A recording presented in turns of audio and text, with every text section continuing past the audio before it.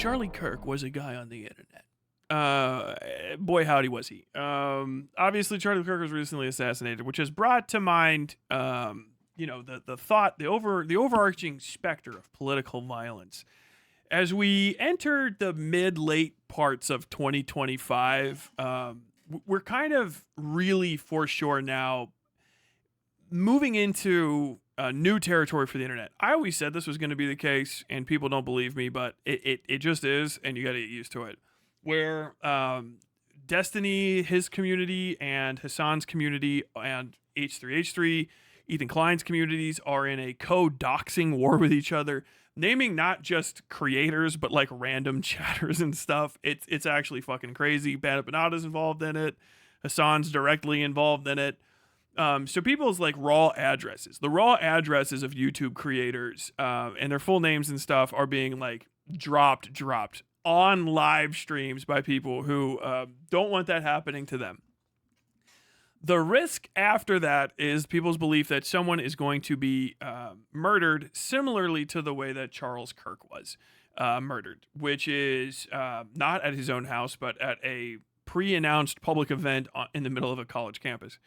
So political violence is an aspect of talking about politics. One of the biggest reasons why free speech was so tantamount to the growth of especially right-wingers on the internet is because when the internet political scene started, especially if you go back like 10 years or so, when it was kind of like entering into the Gamergate post shit talking on a few like different tiny live streams and transitioning into like the Destiny era of internet debates, the Dylan Burns era, the Vosh era of like these large debate panels and like creators who ostensibly were not political destroying their careers, like JonTron did by being, just basically saying what they thought.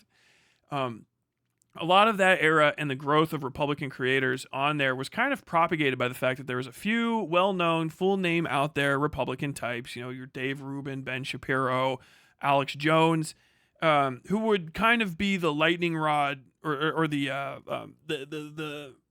core. They would form the core of the messaging. They would form the core of the personality, the cult of personality, the money raising, the point giving propaganda machine, and they would use small unknown creators around them to prop up their messaging and boost what they're saying and fill in the blanks for people when it came to dog whistles. So you say one thing, crime statistics, blah blah blah blah blah, and then you have smaller creators who are anonymous basically giving like Nazi talking points or anti-worker talking points and stuff that would actually piss people off and would probably in real life result in you getting your shit pushed in, which has created a sort of deviation online from what acceptable behavior is as compared to the real world.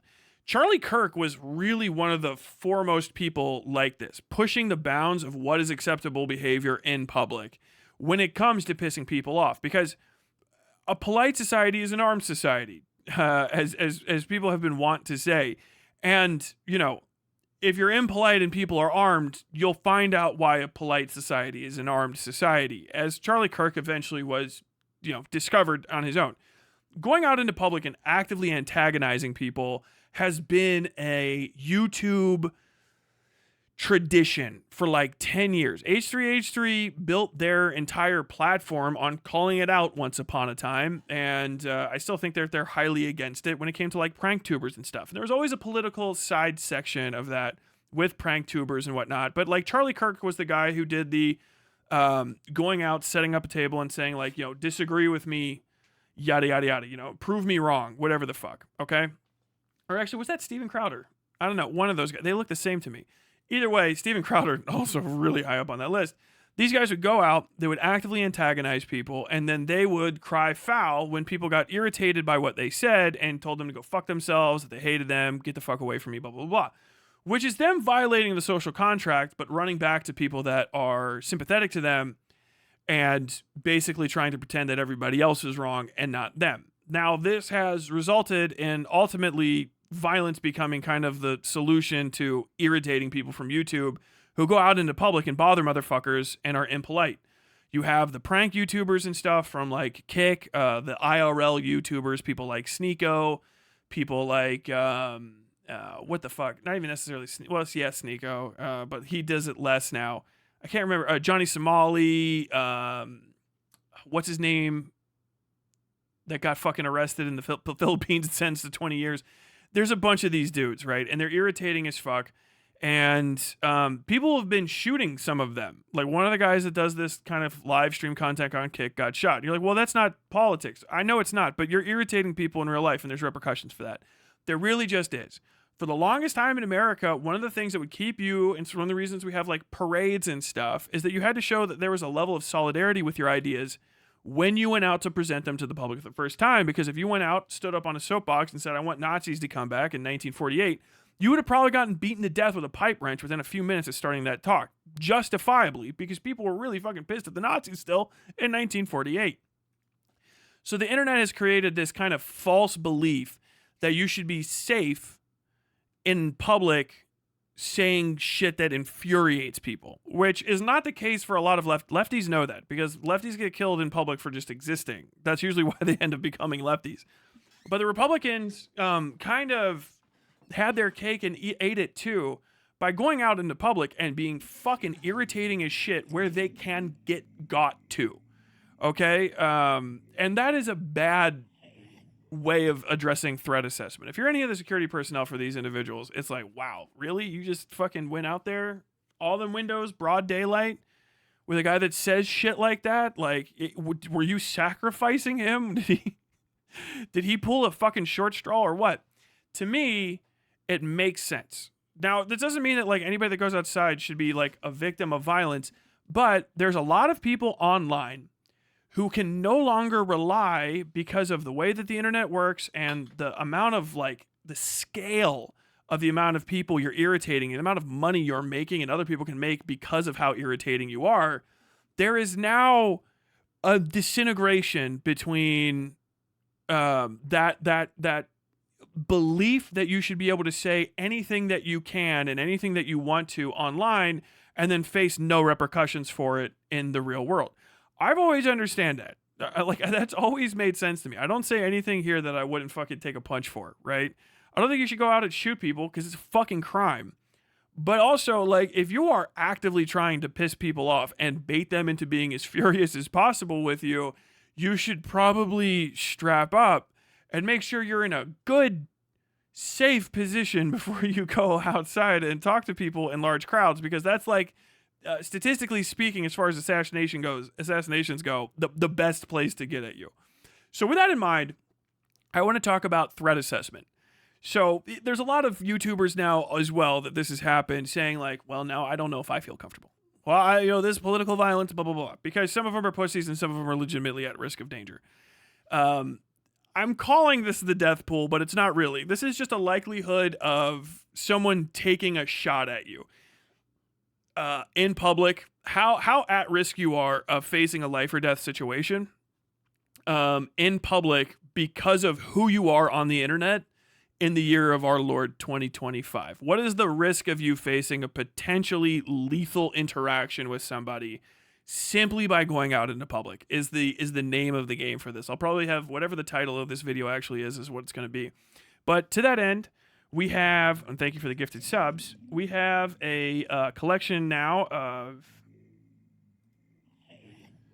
48 individuals, and I might add some more. These are just people that I immediately thought of. Some of them are really good examples. Some of them are bad examples. Some of them are people that I want to just say, like, they doth protest too much. But what threat assessment is literally like, hey, man, how much have you pissed people off? And how capable are people of getting at you, right? Relative to how pissed they are. That doesn't mean that somebody's not going to randomly come and attack you. This is sort of why you're going to see a series of, right here, percentages, right? So this is pretty much like a statistical possibility map. There's different ways of laying these out. Usually you always see this 45 to 55, plus 90, minus 15, and because of, I had 6 slots here because this is the thing that I downloaded, everything else looks like that. That would be really nice. It would be really nice, YouTube, or Krita, if I could add those to the vector layer. So what these really mean is this is a moderate likelihood. 50-50 chance, sort of. But this is, when you start, really should start here in the B's. You don't start at the top or the bottom when you're trying to figure out the likelihood of something. This is kind of a wash, right? It could happen, it might not happen. It feels good, it doesn't feel good. The level of certainty that you have is going to be there, right? This is kind of a wash. Going into A is a near certainty, right? Like, okay, this feels very possible, but there's still some likelihood it's not going to happen. When you get to the plus 90, the S tier, it's very likely that something is going to happen. When you go down in the opposite direction, it kind of trends opposite. You'll see normally things will usually, when you try to do threat assessments, you will see bell curves appear in these, right? This isn't something that's a full science the way that I'm doing it, but actuaries and people that do actual threat assessments do literally put these type of things together.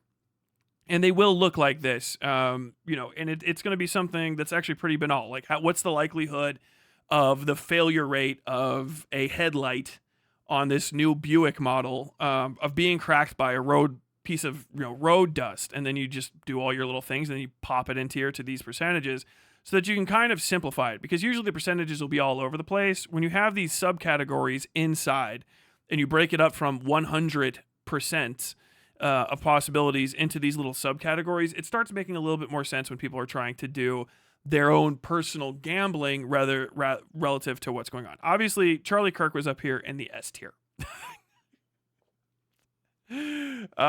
Which was crazy. Yo, Deadass gifted 10 subs of Odd Gang Label. Thank you very much. Thank you very much. Shout out Krita and the weird Robo Furry mascot they have. Absolutely. Do we have a robot LonerBox on the list? Yes.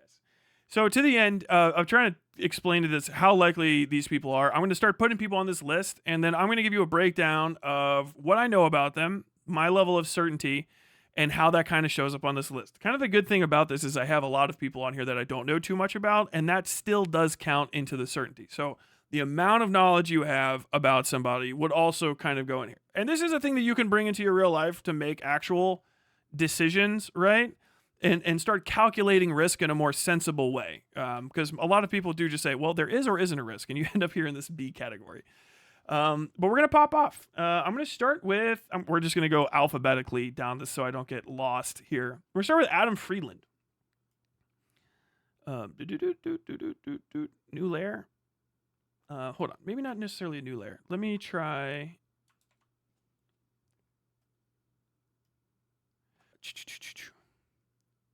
So, yes. New layer.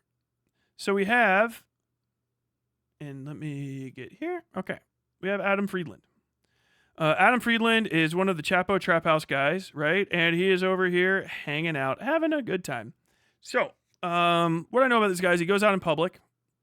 He's a bit of a public personality. He is Jewish. Jewish people are facing some pretty serious anti-Semitism these days. But I don't think he's actually very controversial or irritating to people. For his minority status, just being a minority, talking about especially leftist issues, but being a minority talking about politics, you automatically get like kind of a higher threat assessment. But I don't think that people particularly hate him in ways that other individuals that you're going to see on this list are hated. Not by a fucking long shot. And so I would say, I would put Adam pretty much down here in the D tier of risk. I think it's highly, highly unlikely, but not impossible that he would ever be the victim of some sort of attempt at lethal violence on his life. Never heard of him. Yeah, he's friends with Hassan. He is a Chapo Trap House guy, but that's kind of where I think he's going to be. Moving on. Asmongold, new layer. He's going to be up here because everybody's going to pop up in this top corner. That's not my fault. Asmongold.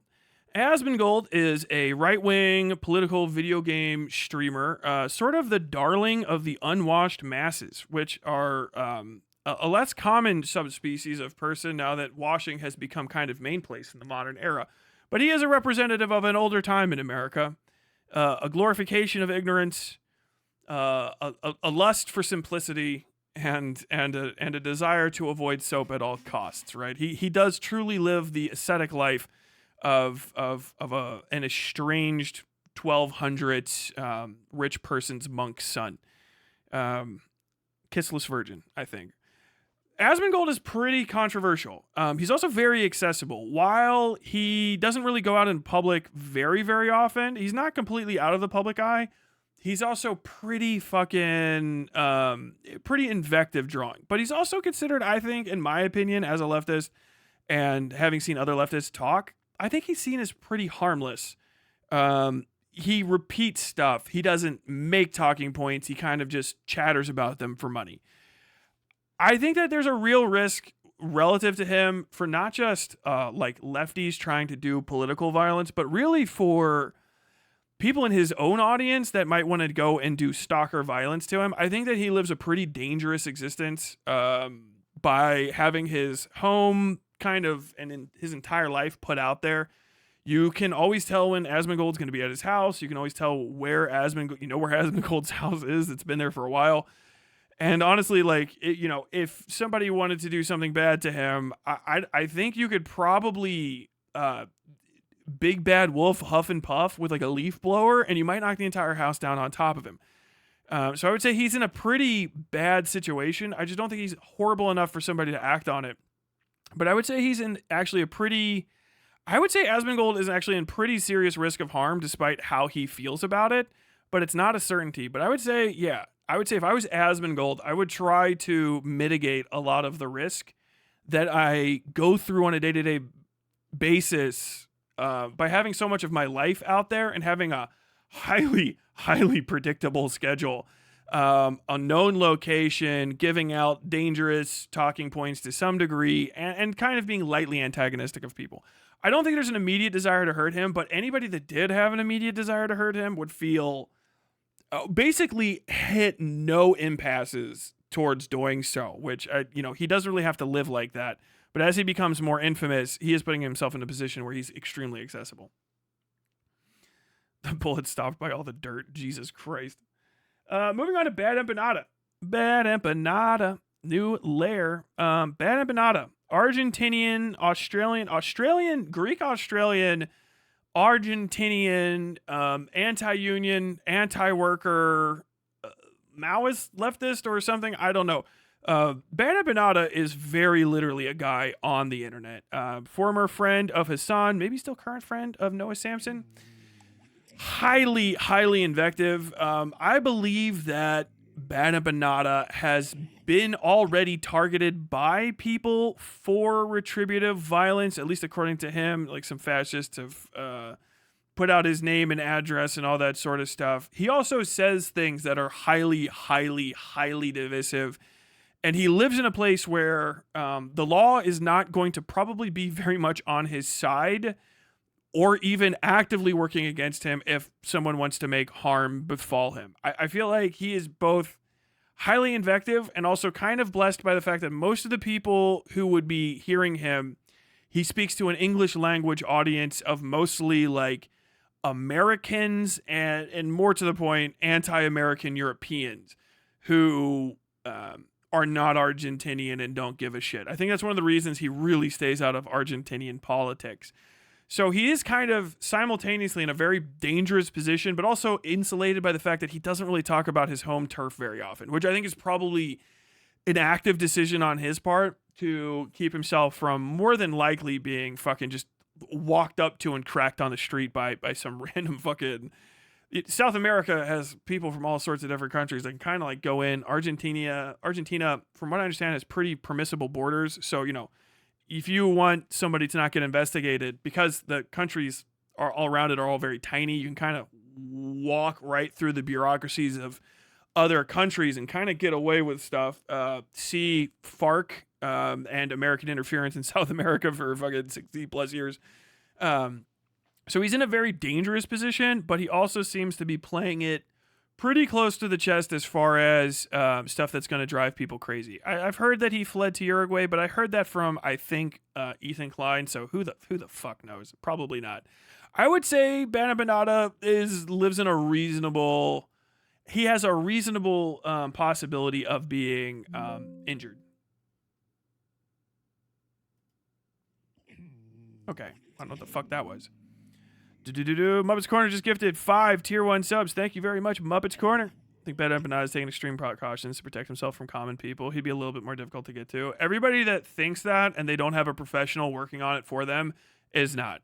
Like, I don't, you don't, he doesn't, Hassan doesn't, which we'll get to, have any extreme protections from violence. It's like, it's people are extremely soft targets because you don't want to live the way that you have to live to be as safe as you can be, where I was surrounded by like dozens of literally armed and armored Marines, but still pretty susceptible to what amounts to a fancy hunting round. Do you know what I mean? Like, no one's really safe. The idea that you are safe or you've taken significant precautions is usually an indicator that you're probably not crossing your T's the way that you should be. I know that sounds crazy, but it's like, yeah, I feel safe, therefore you probably aren't. You should be like me. Never feel safe. Search the windows of every car that ever passes you. Oh my God. Ben Shaps. Insert new layer. Ben Shapiro. I believe now Nashville located, longtime political commentator, Jewish American, Republican, firebrand to a degree. Recently, as of the last year or so, very much on the back burner of the American political forefront. As happens when fascists start taking control, Jews are pushed to the side regardless of whether they're a good Jew or not. It's just what's going to happen. If you're, I don't know how to tell you this nicer. If you're a conservative Jew, you don't get a special spot on the train, and they are going to actively kill you the second they can, and they're going to cut you out of the process with the due immediacy of the second they don't need you anymore. That's kind of useful idiot, not useful, just an idiot. Ben Shapiro's kind of made a career of being friends with the kind of people any other Jewish American would say, like, hey, buddy, I get the tax breaks, but what in the fuck are you talking to him for? He's a conservative. He plays closer to Christian conservatism than he does like traditional Jewish conservatism, but it's not non-existent. But he is visibly Jewish in America in a time where attacks on Jewish people are very high. So naturally, he's going to be minimum DRT because he is minority status in America. He's visibly Jewish because he goes around in his yarmulke all the time. He's well known for being Jewish. He is permanently, I really have to hammer this home, regardless of how you feel about Palestine and Jewish people's proximity to it, just being Jewish, even if Palestine ended good tomorrow, still puts you a tier up in the risk of just getting clapped. Just getting clapped because you're a Jewish person. So, like, literally, I would say, if anything, it kind of mitigates his higher level danger because, like a lot of Jewish people, regardless of how you feel about him, he probably has a pretty good sixth sense for avoiding being murdered. Jewish people have a pogrom sense, and it will tingle, right? And his community might, regardless of his kind of disposition, take care of him if there's certain things happening. So, like, wherever he lives, more than likely, people will give him a heads up if some crazy shit's happening, as opposed to someone like Asmongold, who people are going to go like, well, I mean, if that house burns down, I don't want the smoke to hit me, you know? I would say he's kind of in a good position where he's not on the forefront anymore, but with Israel being very high, with calls for violence against Jewish people from both the right and left becoming more and more commonplace, I would say Ben Shapiro probably is at an extremely high risk of violence, to the point where I would say if he was to start making public appearances, there's an almost full certainty he would be harmed. I would say he's at Salman Rushdie levels of like risk to his life by going and telling people he's going to be places that are not high security. This doesn't mean that you're going to be killed or hurt. Just that you should exist in a sense that an attack is inevitable. This is advice, not a warning. But to the extent that warnings are not advice. I do not want anybody to be hurt. I especially do not want anybody to be hurt because of their fucking protected status. I would probably actually feel bad for Ben Shapiro of all people if he got hurt because, I don't know, he's kind of an idiot. But he lives in Nashville. He's pretty insulated from, I think, some of the worst auspices of things that are going. He's not in the Midwest, but I would say somebody like Ben Shapiro should definitely avoid going outside, at least until the end of the Trump administration, however that comes about. because I mean, he can always pick up where he started and say, it's a new conservatism. We're rebuilding from the ashes. But like right now is a very bad time to be publicly Jewish, visibly conservative, and have to rely on conservatives for your safety while you're all those things. And we're in the middle of the Israeli genocide. I think the guy lives at a high risk of violence. That's not like a thing I'm happy about. I don't think that we should actually exist as this way, but especially in America where, people like him have really stumped for the access of people like me and just any person in Kentucky to have access to high powered weapons. He's in a lot of danger. I just gotta say. Milo Yiannopoulos. Oh fuck, I don't even know. Brian Taylor Cohen, another Jewish person, visibly Jewish by name. Brian Taylor Cohen, head of I think the chorus or whatever the hell. Jewish in America in 2025. It's a bad time. We're very Weimar'd out. A lot of the people that would be supportive of Ben Shapiro, back in the day, are now talking about Weimar. I think the Kirsch person specifically was. So, of course, like I said before, automatically one bump up. He has been kind of maligned recently by this chorus stuff. I don't think that's a big deal in the grand scheme of things, maybe in his career, but in the terms of identifying him as a possible target for violence any more than other people. I do know that he goes out in public and makes appearances in a political context. I think he even does some speeches and stuff. I would say still, though, I don't think that he's an obvious target for violence. I don't think people are pissed off enough at him that I would say it's certainty that someone would probably try to take a crack at him with lethal force. Certainly harassed, certainly bothered, maybe hit with like a shake or something. I could see that. I don't know enough about him to say how sensible he is when it comes to his own personal safety. I would say if he's a Jewish person, Jewish people grow up with a very similar talk to like black Americans. If they have good parents where it's like, hey, fucking Goyim are okay, but like, be mindful of our family is now only 3 generations removed from the last 2 genocides that happened within the 1900s. So your grandmother ran from the Chechens, and your great-grandmother ran from the Chechens, and your grandfather ran from the Nazis. So just make sure you always have running shoes and keep your legs strong. That's the thing. And I think that, in the modern era, yes, he's definitely more publicly known, but also I don't think there's a lot of hatred toward him. Not in a valuable sense where I'm certain he would be targeted. Then again, maybe, I don't know. I would say, yeah, probably with Hassan's audience kind of maligning him as being a, Jew money, IPAC connected, genocide denier. He probably does have maybe some non-insignificant risk potentiality. I would say I would put him into the we don't know 100% category right here. I didn't move that off, did I? Okay, no, I did not move that off. So yeah, I would say he's in kind of the wash area. I would say definitely should live in a paranoid scent, but like probably can still live a normal life-ish relative to the amount of fame he has if he stays away from places like that have his name and face on them and a lot of like open air access. I would say, be safe, but I don't know enough about him otherwise. Candace Owens. Yeesh. Candace Owens. Old Candace. Miss Candy.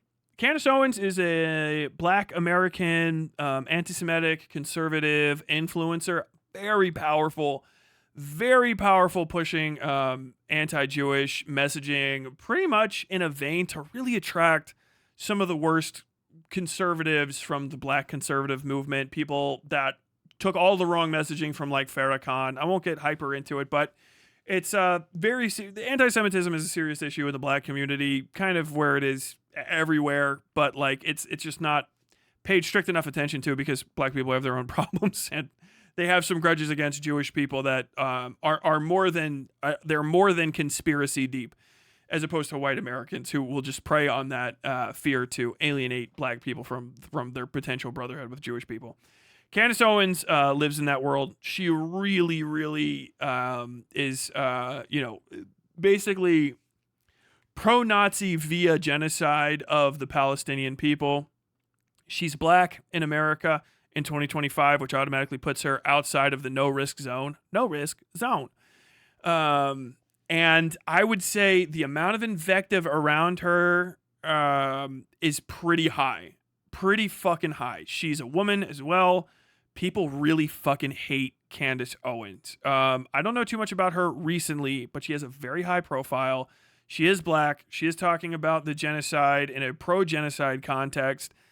And there's a lot of people, I'm just going to go ahead and say that are super fucking racist and misogynist on the left that really don't want black people or women to step outside their line and feel more like they want to punish minorities for stepping outside the line than they do want to like uplift minorities. You know what I mean? Kind of like the Vosh camp. It's kind of hard to put your finger on it until I say like, like Vosh talks about black women. And you're like, oh, okay, that's what I mean. I think that Candace Owens is probably in a pretty dangerous position in a day-to-day respect. Not just because, I would think actually from her own potential audience members as well. I think it would be very hard for Candace Owens to effectively screen without some serious professional assistance for people that would have all of the exact same appropriate politics as her, but still just want to kill her because she's a black woman who's speaking to publicly to white men. I would have to say Candace Owens as probably almost certainty of life-threatening danger from both, the left and the right. She's really riding the fucking wave in a dangerous respect. I think she lives in a probably very serious constant threat of danger that she's protected from by her proximity to whiteness and wealth. We don't have anybody in the 0 tier yet, so I'm just going to leave this here. Candace Owens is insane. I mean, people call it that. Candace Owens is a more than just who she is as a person. She is a direct route to racism for people that are ostensibly left that just really want to fucking hate a black person. They don't understand how that's a part of them. And they're just like, I have some feelings about her that like, I'm not going to address and I'm just going to like really live with them. And then you're like, bro, that's racism. Like, no, it's not. Like, bro, you're just racist. No, but I'm a leftist and she's pro-genocide. Like, I know you're hyper fixating on that. You should think about why. Do you really want to hurt her? Yes. When you want to hurt her, do you think about how black she is? And if you can't answer that no really fast with like shock on your face, you got to start thinking about maybe you have it in you, okay? I know I got some evil in me. I walk tippy toes around people that they're underneath the racial stack because I got to make sure I'm not fucking going fucking psycho because, you're around certain people when you're growing up and then you got that thing in your head. You don't fucking let it go. That shit there's not enough introspection on the left. There is not. Nowhere near enough introspection on the left amongst white and white presenting lefties about how they interact with Candace Owens. Understand, she knows. She's baiting you into it. She's like, she wants you to say the word uppity in your mind because she's going to make money off of like, I fucking got him. And that's still on you. You're still that's the evil. That's the evil. That's in you, okay? She's fine to do that because she shouldn't be able to do it. You fucking idiots. Keep that in mind. But yeah, I would say she's in some serious danger. Oh, on to a fun pick. Chud Logic. Oh no, it's Chuddy. Chud Logic. Not an American. Chud Logic. I still don't understand why people call Chud Logic a leftist. I trying to pierce the political ideology of the commentary community is shocking to me. They call people leftist, and I think the only connection to being an actual leftist when you talk to commentary people is like you don't actively say the N-word a lot, and you're kind of a pervert. Doesn't really matter what kind of pervert. Maybe like, a pedophile actually, or more like, a passport bro, as in Chud Logic's case. I think that's it. I think you're just a bit of a pervert, but otherwise, your actual like political positions are the same. People keep telling me Chud Logic's a leftist. I was listening to him on like Dylan Burns and shit 5 or 6 years ago. I always thought he was right wing. I don't know. And if I think you're right wing as a person in America, like overseas, you've got to be deep in it. But it is what it says. Chud Logic is a person. Dioreo's got to go on this list too. Chud Logic is a person that lives in England somewhere. I've never actually looked up his full docs. I know that they're out there. I don't care. Chud Logic is kind of like a big jellyfish to me. I don't think he's particularly dangerous. I think he's a callous political degenerate. Oh, okay. I know what's going on here. Hold on. Let me turn this off real quick. I got a command shift save as a fucking Krita. Save as Krita.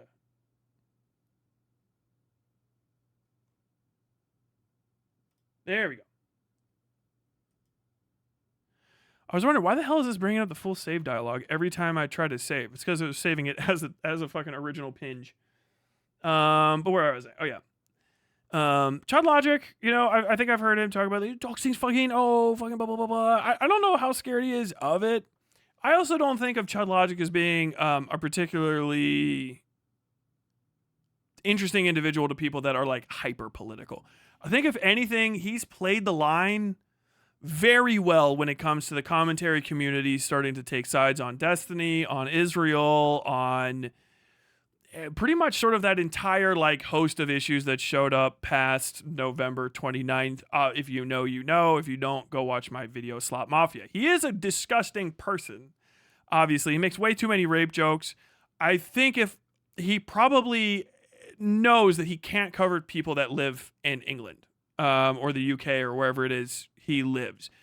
Because if he was saying the things he says about Americans in London and somebody was like actively trying to find him, he would probably get pieced up. Zombie knife.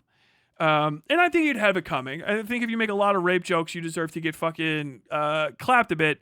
But I don't think most of the people he talks about live anywhere on the same side of a big ass fucking puddle of water as he does. And most of them are like, as he would say, wretched, you disgusting wretch. He's a nasty cunt, but I think he's pretty insulated from the worst of what's going on. I would be shocked to find out. Like, I would actually be baffled that someone cared enough about Chud Logic to physically harm him. So long as he stays overseas in England. If he came to America and went to like TwitchCon and stuff and had the fucking shit kicked out of him, I wouldn't be fucking surprised about it at all. Because he just throws around rape jokes way too often. And would it be deserved? Abso-fucking-lutely. But he stays in England. I think he just goes between England and like Thailand to purchase the services of the local women.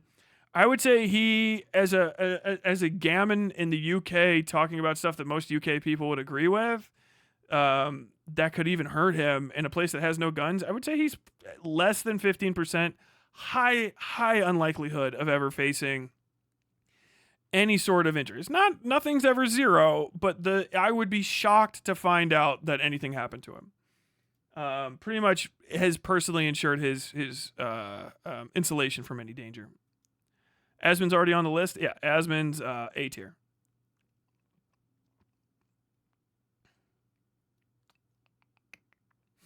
Okay, moving on. ContraPoints. ContraPoints is the very well-known, infamous trans creator, recently deeply maligned by Hassan's community, more through the actions of Bad Empanada and a behind-the-scenes Reddit hate campaign orchestrated largely by Noah Driver of the channel President Sunday via his many alt accounts and some of his fans to basically like push for a lot of harassment of trans women in philosophy. So the philosophy tube and ContraPoints hate is, by the way, largely from the Cathedral region. Those guys push it super hard. All those videos started there. It bubbled up through Bad Empanada. He covered it. And then like the Hassan sphere took it off. So there's like a big, nice like week of harassment against ContraPoints. That was probably a different flavor than what she's used to. So she was just like, oh my God, I guess I'm drinking strawberry wine this week instead of watermelon wine. Whatever the fuck goes through her mind on a day-to-day basis. ContraPoints is visibly trans, and there's a trans genocide happening. So kind of the normal minority status plus one. Being trans in America right now is like asking to be raped or murdered. Not like literally like you're asking for it. I said that in a horrible way. People are chomping at the bit to sexually assault and murder trans women who are bad people. It's hyper common to the point where no one is surprised when it happens. It's just like it's like anonymous statistic level of violence against trans women and trans people in general right now in America. It is an active genocide against them. Their rights are being stripped. They are being targeted for violence. They are being targeted for political harassment via the administration itself. They're in a bad place at the moment. So I'd give them another bump just in general. ContraPoints is pretty well known, but as an individual herself, she doesn't put out content very often, and I don't know if she leaves wherever she roosts. I don't know that much about her personal life. Despite the fact that her every thought might end up on Twitter for all of 30 seconds before she deletes it, her actual personal information and life is pretty not super well known. I could see her being targeted as a lot of, public trans women or just even a good-looking woman that has stalkers would be targeted. I think she probably lives in a pretty consistent state of danger, but I think she probably is sensibly staying in safe spaces and understands that there are threats against her, probably that exist in a pretty much a constant state of ongoing danger, so to say. So I would say with ContraPoints, she's at minimum in wash category. She, like a lot of trans women, and especially as a lefty creator and a person that has a public profile and as a person that is good looking, has a lot of eyes on her. There's probably people that are sending insane shit to her as a woman and as a political creator and as a trans person.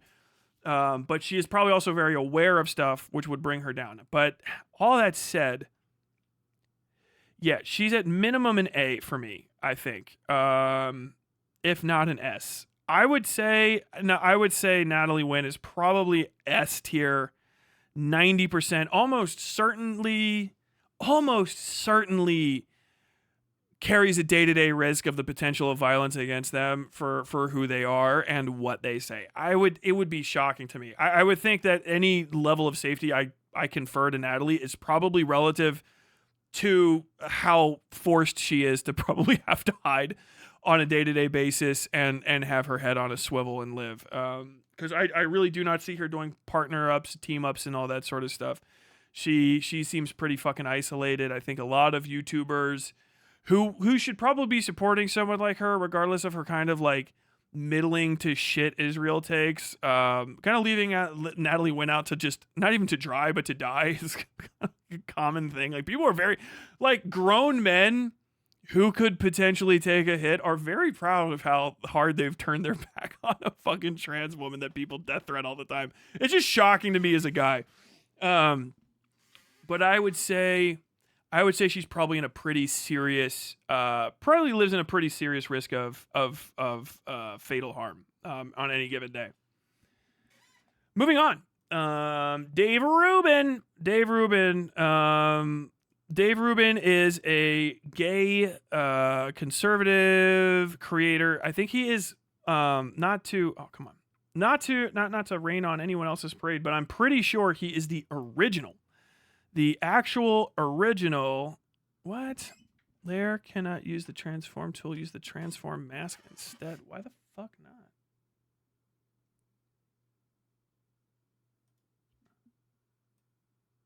Okay. Strange. I don't know why that happened. Oh, it's probably fucking YouTube encoding, but it doesn't matter. It's the right size anyway. He's gay. He's gay. He's conservative. I think he's the original Why I Left the Left guy. And he used to be the primary target of the Majority Report's ire until Tim Pool eventually took the throne. He's a hack. He's a douchebag. He's a loser. He's a proud father of two. Also a former friend to Ben Shapiro. He is Jewish as well, not as visibly Jewish as someone like Ben Shapiro, who makes it a very big part of his personality. And Rubin isn't a name that I personally immediately associate with being Jewish, so I don't know. When you get to fucking actual skull measurers, they're usually strikingly on it. But I would say he just gets the double bump for being gay and having kids and being conservative and people knowing how to get to him. But David Rubin, I think, is pretty much politically irrelevant these days. I don't think there's a lot of people that are mad enough at him to hurt him. And if there was anybody that was going to kill David Rubin or try to kill him or take a shot at him, it would probably be someone who's a fan of like a Candace Owens or, the Alex Jones type, It would probably be a conservative who's upset that he's a gay man who has publicly adopted children and thinks that all gay men are pedophiles. He's gay in 2025. He gets a minimum bump for that, minimum bump for being Jewish as well, and having being a gay man with children. He's kind of a why I abandoned the people that would ever give a shit about me. But I don't think he's as politically out there and relevant. I don't think he does the kind of shows and show ups and stuff that would put him in immediate danger on a day-to-day basis. So I would probably put him down here in the C tier, 30 to 44% chance of being a victim of lethal violence against him. It's definitely not impossible. This is what that means. Definitely not impossible. But it's also not, very likely or probably not going to happen. But I would definitely, if I was him, do all of my due diligence to make sure I was safe, know my neighbors, keep in contact with people, start keeping a list of cars that are on your street, and just if some that show up are a different color or a different make or model, just make note of that. Buy binoculars and stare into the driver's seats of vehicles. And if you're feeling really frisky, get a long stick with a piece of chalk tape to the end of it and chalk tires for cars that you don't recognize and see if they move. And see if some fucking agents pop out of the back of them. Definitely, if I was Dave Rubin, I would probably conceal carry, at a bare minimum. But I don't think that he has to worry immediately about somebody trying to jump the walls of his home unless he knows something that I don't about some sort of more personal issue. But as a public fear issue, I don't think he's in a horrible, horrible state. Moving on, David Pakman. It's actually kind of striking. I have a pretty large amount of Jewish American people on the list. David Pakman, lefty, center of left, lefty political commentator, lefty as fuck by American standards, right-wing fascist neocon by the standards of Hassan's generally unemployed audience. Jewish, known to be Jewish, visibly Jewish in his comportment, and I believe in his personal statements regarding to him. He has a somewhat Jewish sounding name, although I hadn't pegged him for it. So I would say he still probably gets the bump. He gets the smallest amount of a minority bump. He's pretty controversial in lefty spheres. And the lefty sphere is gaining more traction when it comes to being pro political violence. But worse, the lefty sphere is gaining traction from people like Ben and Hassan, who simultaneously have enough balls to say, to infer political violence should happen, but not say who, when, where, why, what, and when, in order to direct people both to and away from individuals. Because if they do that, they run the risk of being in trouble for something or of alienating their audience that kind of just wants a carte blanche card to do violence, but not really be, told what they can and can't do. Which is why when I was talking about David Pakman, there was a lot of, he's a Jew, I don't care about Jewish people are related to the Israel thing. There was a lot of beyond anti-Zionist sentiment into just fucking Zog stuff. I think that David Pakman has a non-zero chance, a serious non-zero chance of being targeted for his Jewish identity first and foremost, because there's nothing else valuable there.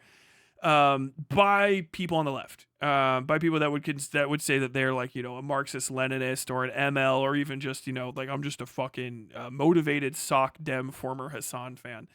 I think that there's a serious chance of violence coming from somebody in those communities. They would know where to find him. They have been motivated to do stuff against him, and he has been basically connected with this idea of Zion-operated government, Jewish money, pro-IPAC, killing Palestinian people mentality by people in BEM's community, but really a lot from the Hassan community via the Taylor Lorenz article, which was, and I really can't hammer this home, full of lies and just actually wrong and unevidenced at times. To which I saw, even in my own comment section, some pretty fucking aggressive statements toward him. As a Jewish American, visibly Jewish American in 2025, he stands a chance of violence literally just for existing, for being participatory in his faith, not even as a person that would go to synagogue, but as a person that would know someone who goes to synagogue and shares a name with them. I think that, on top of being, for no good reason, attached to the hyper increasing anti-Semitic and pro-violence statements coming from Hassan's community, I would say that Pakman is probably in the A tier of possible violence. I would put him a little bit higher than Brian Taylor Cohen because I don't know enough about him, but I know Pakman goes out around people pretty often. And I know he has been highlighted mostly from that article as opposed to Brian Taylor Cohen, who is a little bit further back. Majority Report, you can see it in their fucking audience comments. I think they got rid of a bunch of them, but like their audience, not a big fan of David Pakman. That's hundreds of thousands of people that have connected him via lies and unevidenced statements and intentional fucking double entendres to being a Jewish shill for the Israeli genocide against the Palestinians, which is something that Hassan's community has said violence is okay to solve, and BEM's community has said violence is the only way to solve. BEM is sharing fucking more Jewish American names with the obvious hope of trying to stochastically terrorize those individuals. So I would say David Pakman has a serious non-zero chance of being targeted for lethal political violence for who he is as a person.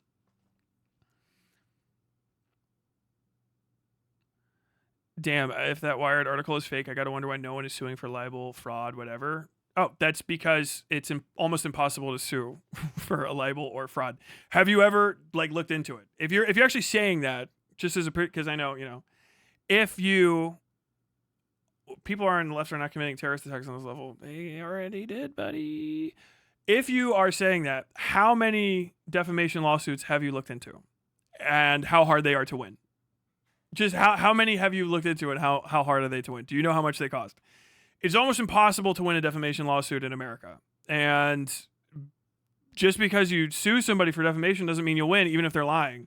If you look to Fox News Corps', whoever the fuck versus Fox News Corps, they lost that defamation suit against Tucker Carlson, even though he was directly lying, and would later lose another suit because he just said no one should believe him. It was just a ridiculous thing to say. You can talk your way out of him. You can say, I made a mistake. You can say, oh, whoops-a-doodle.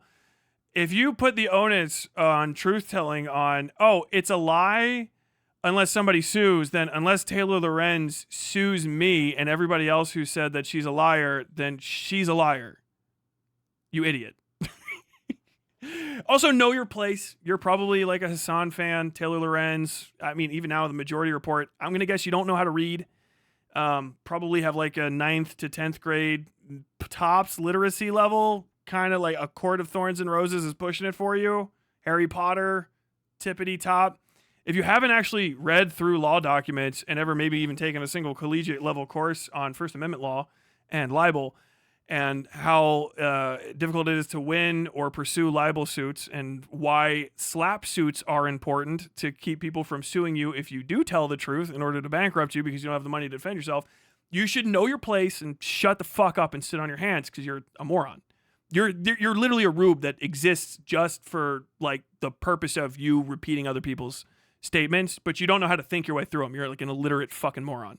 So know your place, sit down on your hands, and shut the fuck up. Fucking morons, dude. Oh my god. Address my claims of being illiterate. Prove that you're not posting with voice to chat. Okay, I just did David Pakman. If you, by the way, lefties aren't killing it. We just had fucking a dude get shot in the fucking head, and fucking we killed a fucking CEO and a fucking another guy. I'm just saying, it's getting sus out there. The lefties wouldn't do this is usually the biggest indicator that somebody might actually do this too, by the way. Can I adjust these ones? I can. Okay, Dead Domain. Dead Domain is a YouTuber slash, I don't know if Dead Domain ever watches this, gonzo journalist? I don't know. Dead Domain has sort of surprised me. They go, I believe, they, them pronouns. Please correct me if it's she, her. No, I have been corrected on this. Dead Domain is she, her. She, her pronouns. Dead Domain, one of her shticks is actually to go undercover into like potentially dangerous areas in order to cover stuff. That is a serious risk to your person, and it's a very respectable thing to do. She goes out to rallies. She goes to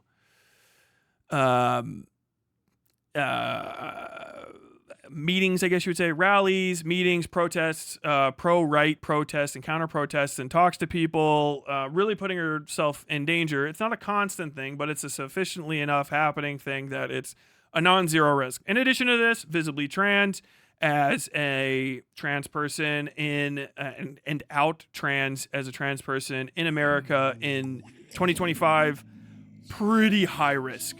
Pretty fucking high risk. They, them? Fuck me, dude.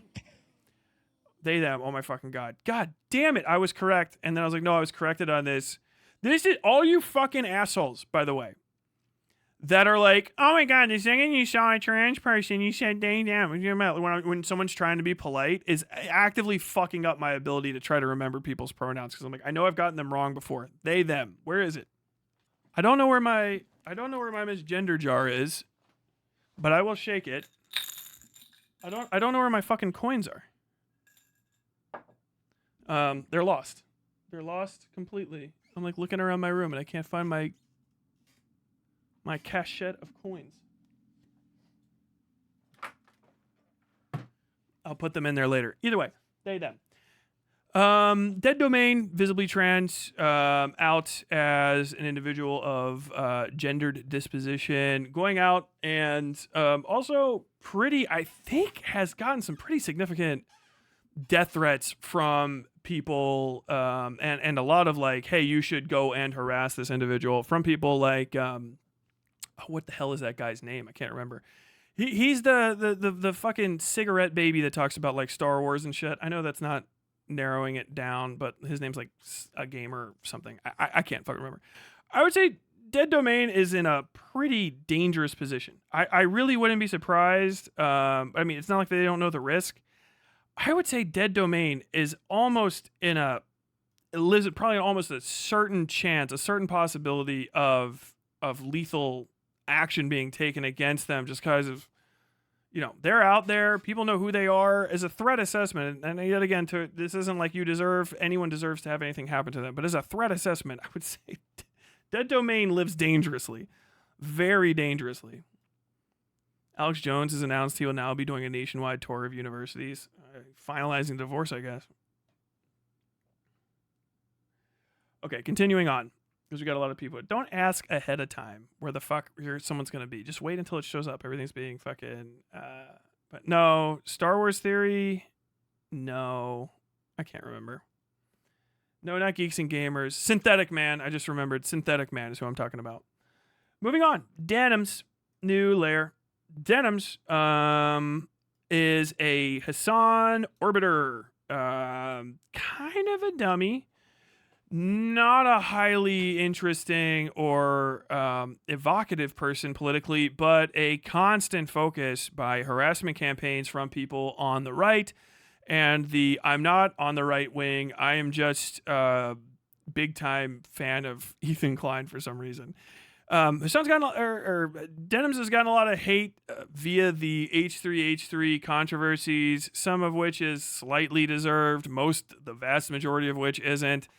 Not a very entertaining person or a very controversial person, but a woman in political spaces, and I believe a non-white, a person of color, ultimately too.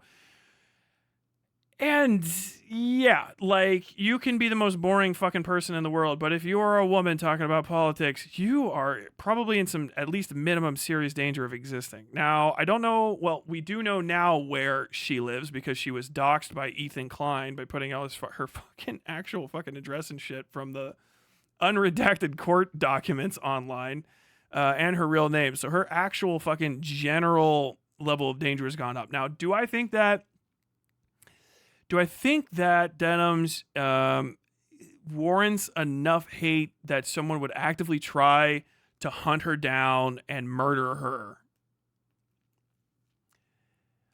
Yes, I think so. She's attractive. She's female. She's leftist. She talks about politics. She is kind of a lot of people, a lot of guys specific, ideal, of the kind of person who should probably be harmed. A woman that talks too much. I don't know how often she goes out and about. Probably the only thing, man, I don't know. I gotta say, she's not someone I think should be, there's any remote possible, value to be gained by harming them. But that's kind of the case. I think that someone like Denims is probably, I think Denims is probably even in more danger than she probably knows. Doesn't deserve a fucking lick of it. But even if she knows she's in danger, I think I would add that I would say Denims is probably at serious risk of being harmed. When I had to think of it, especially now that she's been doxxed and she's been isolated, particularly as some sort of hyper egregious actor and a proponent of terrorism by these commentary community people, in excess of people like fucking Mike from PA, who says way more egregious shit.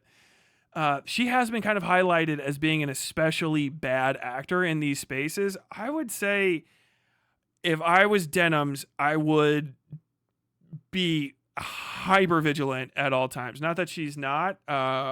She's probably in almost constant danger.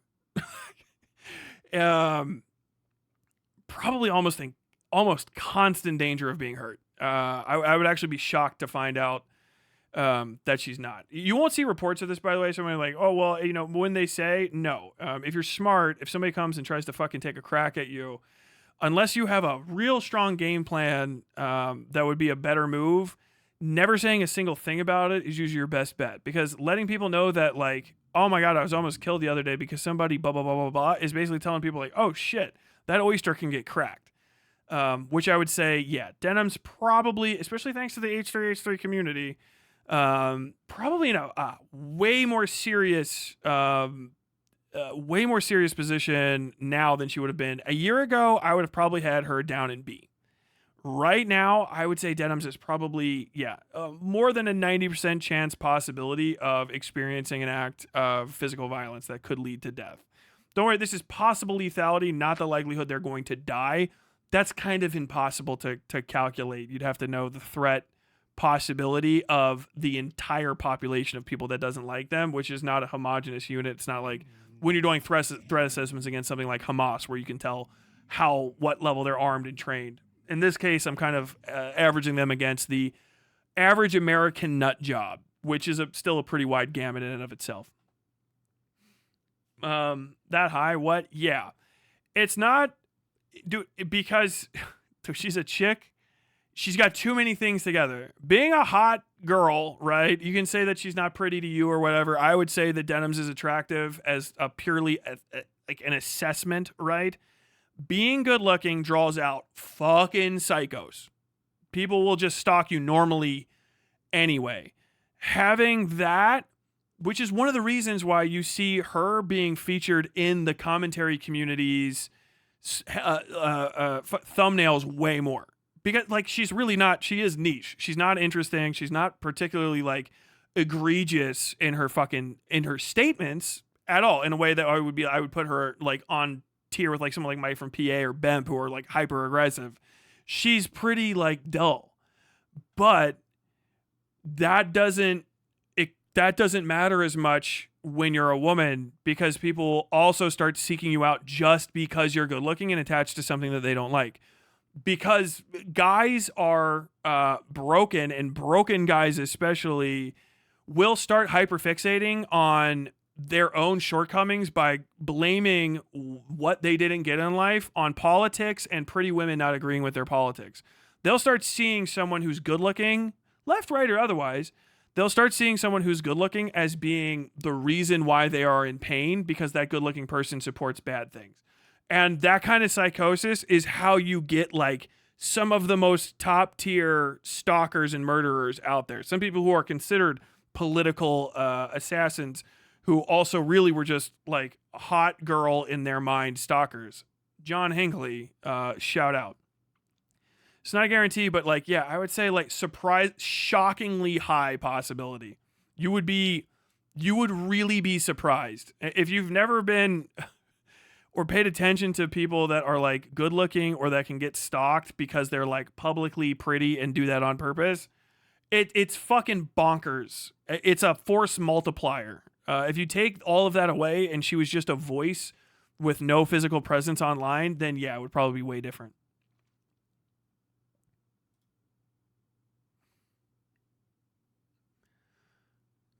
This is a wild tier list. It truly, truly is. Bem still got an A even with his negative attractiveness modifier. It's fucking true.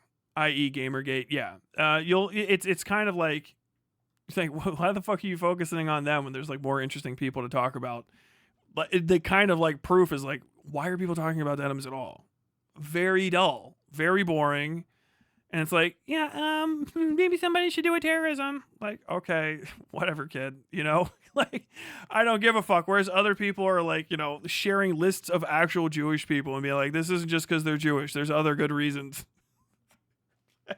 The fucking comparison is non-existent. It's not like apples to oranges. It's fucking rocks to fucking air, you know? Completely different fucking world. Yeah, so force multiplier plus everything else. Oh, everybody's favorite. After Denims comes Destiny. Stephen Kenneth Destiny Bennell. I'm going to go ahead and put him right where he belongs without even double glancing. If there was a tier higher than S, that's probably where Destiny would be. I would be shocked if Destiny lives out the rest of this decade. Maybe he'll weather the storm. But Destiny has to be possibly one of the most hated people online right now. I would say unironically people hate Destiny more than they hate Charlie Kirk. I don't think that's a shocking statement to make. He's one of the few people up in the S tier. I would say he deserves a higher part of the S tier. Deserves more than anybody there by far, because he actively engages with the things he says. Destiny has been directly implicated in acts of pedophilia and child sexual assault material creation. I'm not putting up the whole red barrier thing. He is currently embroiled in a lawsuit where he is, the revenge porn thing. His own son has become a groiper, which kind of puts him in a unique position of maybe getting murdered by his own brainwashed child, who's in his teens. He has earned the ire of the left and the right. He's currently in a massive doxing war with Hassan's community. People threaten to murder him every fucking day. He would not be hard to hurt. And people know where he lives, where he is at all times. I think he lives. I would be shocked to find out that Destiny survives this decade. Like, it would be impressive, honestly. Like, we would have to be really distracted by stuff. And he has to not be found by people who I believe are actively hunting him to kill him right now. Like, all of those people have to probably be caught and sent to jail.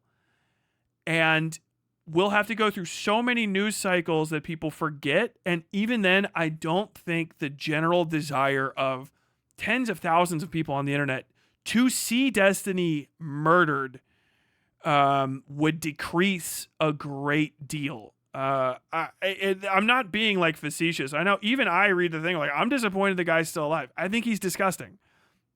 He said unforgivable shit. He has basically existed in the now diminished to evaporated, like, hey, free speech, it's just jokes, dog, like, area for too long, that now that everything's coming to the surface, people are just like, wow, man, you said you want to fuck kids like kind of like once every 3 months or so for the last decade, and you also maybe bought pornography from a child prostitute, and also like you treat women like shit. Bruh, you can get it. You know what I mean? And it's going to be like, dude, it's got to be crazy to be him. It's crazy to be his son is like, I've like, has gone out and talked to fucking groypers and shit and been like, yeah, I feel like my life is falling apart because my dad's insane. I mean, I don't think we need to say too much more. Bro. That guy has a fucking, every day he wakes up to the image of a black dog on the moors through his fucking like 30th story apartment window in Miami or whatever. I'll say this, Destiny, if you end up watching this, if you live underneath the 6th floor, you are fucking up, dog. You should probably leave Miami in general and move to someplace where you can have a monitored fence and then like 600 yards of distance between you and the closest accessible public road. You've already earned all the money you ever need to from being in Miami. If you want to live, I'd really suggest not being somewhere so crowded. If he's already moved, whatever. Because like if you live on, somewhere in like a city and you get doxxed, it's like, oh shit, anybody. If you live on rural Route 13, on fucking 75 acres, like, you're good if you have good fucking surveillance equipment, unless somebody with stalking experience equivalent to a fucking scout sniper wants to take you out. I mean, in that case, you're probably gonna fucking get cooked anyway. But like, I would go live on a fucking farm, bro. Just get yourself internet out there, because you're gonna get fucking clapped if you keep walking around down to and from your car in a garage in Miami. Like, god damn it. He's in Miami saying all that stuff? Yes. Saying he's in Miami. Everybody knows where the fuck he is. It's insane. He's a crazy person for being out there like that. Dylan Burns. Dylan Burns out here. This is going to be a sort of adjusted. Dylan Burns lives constantly in the S tier of over 90%, but this is going to be mostly for shit. No, I gotta say, if he's still doing the Ukraine coverage, yeah, Dylan's up here. Dylan is pretty much up here. I understand that a lot of actual like online lefty types, BEMP and BEMP community adjacent individuals have painted him as a war tourist and suggested, and I'm not gonna like go through the whole rigmarole of like hyper proving it and shit with like clips. It's in that vagary, but people have called him a war tourist and all that kind of shit. And from what I understand, put out bounties on him. I don't know how you would ever collect on that, or if you would even ever believe somebody that you'd be able to get it. But I do know that people from Hassan's community and BEM's community do actively monitor Dylan Burns when he's in the field, and they do their best to try to notify Russian forces in order to get him killed. Which is pretty fucking extreme. But he's still out there, it's simultaneously like, yeah, he's kind of in the same position really where I was when I was in the military. If you consider violence against somebody in the military as political violence while they're active duty, I mean, he's a journalist covering the Ukraine war, which would make him an enemy combatant as far as the fucking Russian Federation is concerned. I would say Dylan Burns lives in an almost probably pushing 100% possibility of lethal physical attack on his person. He's technically already survived some, if you count drones missing. I would also be very surprised if Dylan Burns doesn't cut out the war reporting, or the war doesn't end. every day his risk of dying goes up, but that's also an honorable kind of decision to make. I think he's very well aware of how much risk he lives in, but also it kind of goes as a testament to how survivable the possibility is if you keep your head on a swivel. But I would say, 90% chance of, it's 100% chance, considering it's already happening, he survived, of Dillon Burns surviving an act of political violence on his person for, who he is, how he makes his money, and what he believes in. Yeah. The difference between him and like a Destiny is, pissed on grave, I would go to Dillon's grave and I would put like a quarter on it, dude. I would actually give like very much respect. I would cover that with, even if I think I've heard that he doesn't like me, that's fine. I have nothing but respect for what he does and him as a person.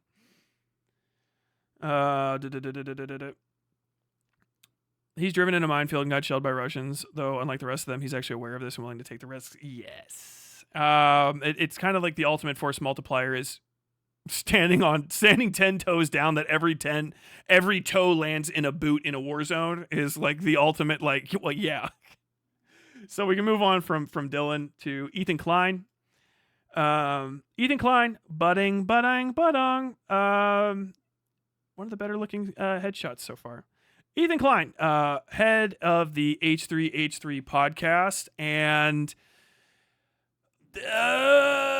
pretty extremely divisive figure for a lot of people for years, but only since the October 7th attacks and the decline of the H3 Leftovers podcast and the eventual hate ship, or whatever you would call it, the consistent warm war between his community and Hassan's community. Ethan Klein has kind of transcended being an internet shitter into a living effigy of liberal genocide denialism, liberal Israeli genocide denialism, which is 100% his fault. He's maybe had a few off ramps since then, but he has kind of dragged his community and himself via his really inflated sense of self-importance into a position where he is seen as being a willing participant in and advocate for genocide of the Palestinian people. He's also visibly Jewish. He is a Jewish American citizen. He is outspokenly Jewish. His last name is Klein, which is a pretty consistently Jewish name. So people that hate him simply for being Jewish as well. With that, on top of people know who he is, people have approached him on the street. He is out and about in Los Angeles. People know where his work is. They know where his home is because of legal documents. I believe that a lethal attack on, and I believe he believes as well, a lethal attack on, or an attempted fatal attack on Ethan Klein is a high likelihood behind it before maybe the end of this year. If I was the Klein family, I think it would be time to pull up stakes and move out of at least Los Angeles for a time. It's a rough thing to say, but you've kind of burned that. I know they've moved a bunch before because they've been doxxed and stuff. I'm going to say this. I don't know if you guys are going to watch this. I don't like you personally for what you said. I don't think there's any value in hurting you whatsoever. I don't think that you're a particularly valuable person politically. I don't think that hurting you would be good in any way, shape, or form. And honestly, I think when the genocide is either completed against the Palestinians, as is looking more than likely the case, or, maybe it's ended, I think really people are going to start doing what Americans do and not giving a shit about what you said during it. And you can probably move on. So if you don't get killed right now, you'll probably be fine. And I know no one wants to hear shut the fuck up and move away for a bit, but I feel like that might be the best thing for your family. Legitimately. Find someplace in Oklahoma or Nebraska out in the middle of a field with a nice big distance between you and the fucking road. Get some cameras, get some trip sensors, and wait it out for a bit. If you search your ancestral heritage, the ghosts of your fucking people that have preceded you go kind of a fuck. That kind of slaps. But right now, people are finding Ethan Klein and his family when they are in their personal conveyance on the street, which is, if they had a gun instead of a camera, that's that. Now, that shit was a year ago, and it was bad. I'm like, oh, fuck. Now, with the increasing rhetoric around the genocide, with the genocide hitting a fever pitch as it's nearing literal completion, and the mass starvation and execution of Palestinians is pushing towards fucking fully being complete, to a point where, you know, even if it's like 90%, it's like, yeah, okay, yeah, we completed a genocide against the Native Americans. You can still visit some today, but that's pretty much it. It's not a full ethnic cleansing via genocide, but it's still fucking a genocide. People seeing you connected to it, Hassan's constant connections, and with Hassan's audience being connected to Bemp's audience, which is Bemp is calling for terrorist violence in America against Americans. It only takes one crazy with a gun that can find you in your car while you're driving with your family to change the course of your life completely. I think that he is, if there was a higher tier on this list, I think he's more at risk of dying than even Destiny right now. But I think that it's avoidable and kind of reparable if he gives time and space to this issue. That's not like you should shut up and stop being political because I don't like your politics. That's just legitimately, like, as a person that survived thanks to threat assessments like this done by people who taught me how to do the same thing, I would say the threat assessment is dire. Any security consultancy company that's like, no, you can still live your normal life, just let us do that, is probably the same people who is like, what we'll do is we'll have guys in sunglasses and fucking polo shirts stand near you. No, bro, you got to be in a hard site. You got to be in a hard site. You have to be a sufficient distance away from the road, that easy access to windows and stuff. Like, I wouldn't have my fucking blinds drawn if I was the Klein family. I don't know. I will not look up, and I don't know what their house is. Don't tell me about it. Don't mention it in chat. I would say Ethan Klein is in serious risk of dying. Like, shockingly high risk of being killed, even if he doesn't understand that himself. And I wouldn't run that risk. I would not run that risk if I was him. I would either back up or whatever. I'd definitely move my family out of state.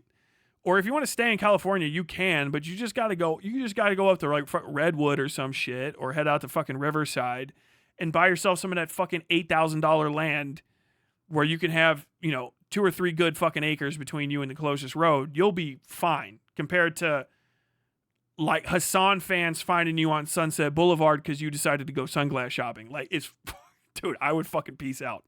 I really don't want fucking Ethan Klein to die. I want to say that there's other people who I would be happy if they got clapped. I don't think almost any of them are on this list. I really don't blame any person who's a minority that chooses to go right for money. I don't blame them. When I say that, I really don't. Like, the violence would come from their own people. But like, yeah, I don't want Ethan Klein to die. For both the personal reason of I don't think it's a good thing, but also for the selfish political reason of I think that would just be bad for my side politically, and it would be a serious blow to workers and stuff. Please leave California, or at least Los Angeles fucking metro, for a few years and just film from like you can make a whole thing of it, like, welcome to the compound, we've been forced into a bunker. It would be cool as shit. I think it would be a nice change. You could fly a helicopter there, to and from some other place. But like, goddamn, dude, I would get the fuck out of LA. I really mean that.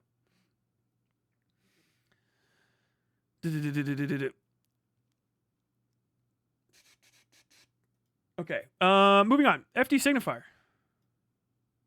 Hassan fans have negative intimidation factor. It's not about intimidation. It's about crazy. Like, and here's the thing. Like, I'm like a legitimately dangerous person. That's not a flex. I just got paid to be a dangerous person. You know what I mean? Like a 45-year-old former like linebacker for a D1 school that never went pro, it's still probably a person that can tackle the shit out of you. You know what I mean? Even if they can't, they're not going to go pro. Like, I couldn't go fucking fight a scout sniper team right now and like do good. But like, if I had to hold a line and stuff and look at stuff, I'm pretty skeech. What scares me is not another person who's as talented as me with a gun, which is even not that great, or a professional like Marine. What scares me is a fucking crackhead with a dream. Like, Like $500 in a high point will get you more blood on the street than fucking any amount of military training. Because people that train that much are like, I don't feel like throwing away all the training in my life to kill a dipshit YouTuber. Do you know what I mean? You know who does? A fucking one of these many, as a homeless person and leftist, I do think that the voices that whisper into my head that the angels are crying blood and Hassan needs to live for the revolution to survive so that I won't feel the pain from the itching underneath my fingernails anymore. I think I need to do something about that. Like, that person is the most dangerous person 9 times out of 10. It is such a rarity that you get someone that's going to fucking clip somebody from 200 meters away with a bolt action rifle. That's like, what the fuck? That person practiced a lot for that shot. A lot. That's a talented shot, right? Minimum 2 weeks range school, minimum 2 weeks range, and hanging out with the fucking weapon itself and shouldering it and holding it and being comfortable with it for about a month or so before that to get to that point. Whereas a high point, you might find a high point in a sewer drain in the right city. If you're in Los Angeles and you go around kicking over fucking waste baskets, you'll find a high point, which is just a shitty little heavy as fuck 9mm pistol. The fucking, the gourmand's fucking tool of choice for street violence in America with a smattering of assorted pistol shells in it. And that's all you need. 5 feet in a high point will kill most people in America. And that's how most people in America die. Dog shit pistol, untrained individual, point and click 5 feet away. That's why we gotta fucking have no concealed carry permits in this goddamn country. It's shit's crazy. And that's it. And Hassan's fan base needs just one person in it that hears the wrong thing and is undirected because of how they deal with Hassan and Hassan's orbiter sphere. It's law of large numbers. If you have one of those people in every million people, I might not have them in my audience. Fucking Mike from PA might not have one. Even Bent might not. But Hassan has 10. Maybe 20. Do you understand that that's a serious issue? If you've got just one, the one might go to jail or die on their own. But if you got 19 more, the statistical probability of you and your inappropriate and confusing way of talking about political violence might actually result in somebody going, oh, are you Ethan Klein? And then that's it. That's what it looks like. It's not like, oh, they're intimidating. Oh, like, yeah, you did 6 hours in the gym? No. It's a guy who's fucking got snot running down his nose and bloodshot eyes and scabs all over his forehead, fucking doing one of these. That's what it looks like. All right. That's the person that cops are afraid of the most on the street. That's who does fucking random acts of violence. And Hassan's fan base feels like it's fucking packed full of these fucking crackheads. Fucking smackouts, dude. Fucking space cases that are tweaked, homeless, and crazy as fuck. And he doesn't give a shit about it. They support it. Bemp knows that. That's why Bemp is trying to fucking get inside Hassan's audience, because Bemp wants to see terror attacks happen on American soil. He has all of the fucking makings of a true CIA agent. God damn it.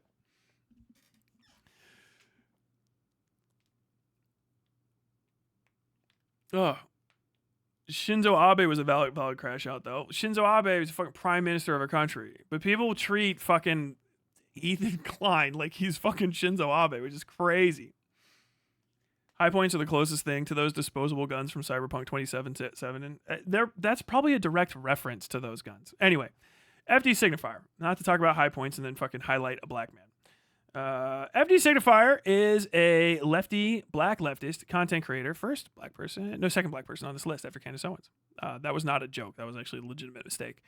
FD Signifier, for all of his YouTube commentary, is not a particularly invective figure for like right wingers. I think kind of it's because he's one of those rare one of those rare POC creators on YouTube that actually does endeavor to have a black audience, audience of color as well. Or then, whatever. I know there's probably a bunch of people like that, but he does talk about black issues through a black lens, in my opinion, as a person who just watches a lot of different content, as opposed to trying to make it extremely white digestible. So if you're trying to be pissed off at a black person for something more than just the color of their skin, it's kind of hard if you're honky coded and don't have a lot of knowledge of black culture to understand what the fuck FD Signifier is talking about. He's like, he starts talking about Malcolm X and shit, and you're like, no wait, this is not how I heard to hate this person. What the fuck is this guy going on about? You'll really get lost in the sauce as a white person trying to fucking figure him out. If you're right now, that's not to say that he's not very fucking on the on the Upsetty Spaghetti list of black conservative creators, or of the black grifto-fascist community, which is a thing of its own genetic makeup completely and in its own sort of world. I'm actually still shocked looking at this, how high up these go. That's kind of where he sits. I don't see a lot of risk for FD Signifier in a general sense as a YouTuber with the kind of content he covers. That said, FD Signifier is in the goddamn 90% tier, which he knows. FD Signifier is a black man in America. The part of America he's in is fucking Atlanta, and he has made the life-bettering decision of being against Cop City in Atlanta as a vocal and openly and visibly black man. I don't know how to put him in a lower tier. FD Signifier would not probably find this shocking. I would say he probably lives at a pretty significant risk of violence. Right now in America, being black is fucking crazy. Ignoring the fact that if you just seem also Latino enough that it's time for ICE to wrap you up, being black in the South is its own fucking thing. Being black and anti-cop and visible in the South is its own thing. I can't even speak to how I would put him in a lower category. I don't think he would be shocked. This isn't like he deserves to die or any of that stuff. I don't know if there's anything he could do to mitigate it.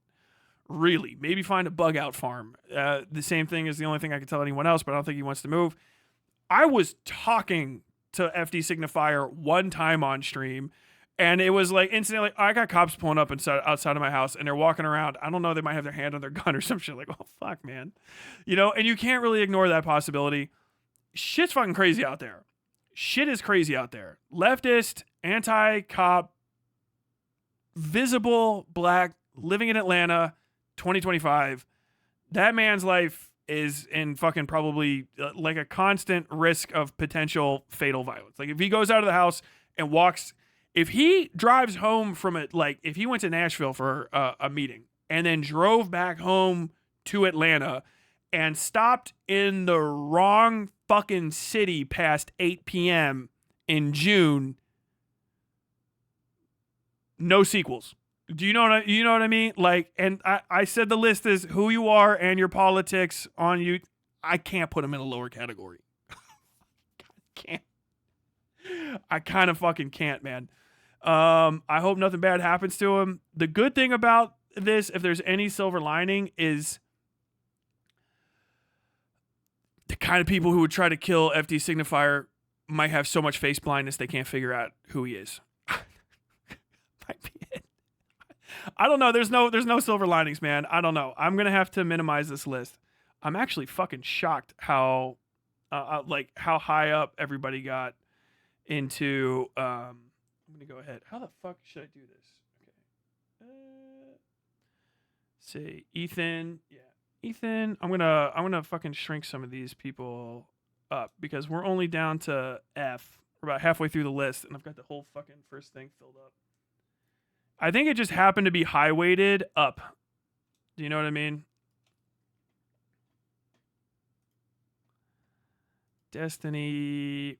This is kind of a revelatory thing because I hadn't thought these out. If I would have just like said my general vibe of whether or not people are in danger right now, I would have probably said like, well, people don't care that much about YouTubers. But it's one of those things where once I have to actually explain myself and then I start like going through my own rationale, and I start looking at everybody, I'm like, fuck, dude. We're actually in a pretty violent era. I mean, even more so than just a year ago. People are fucking crazy.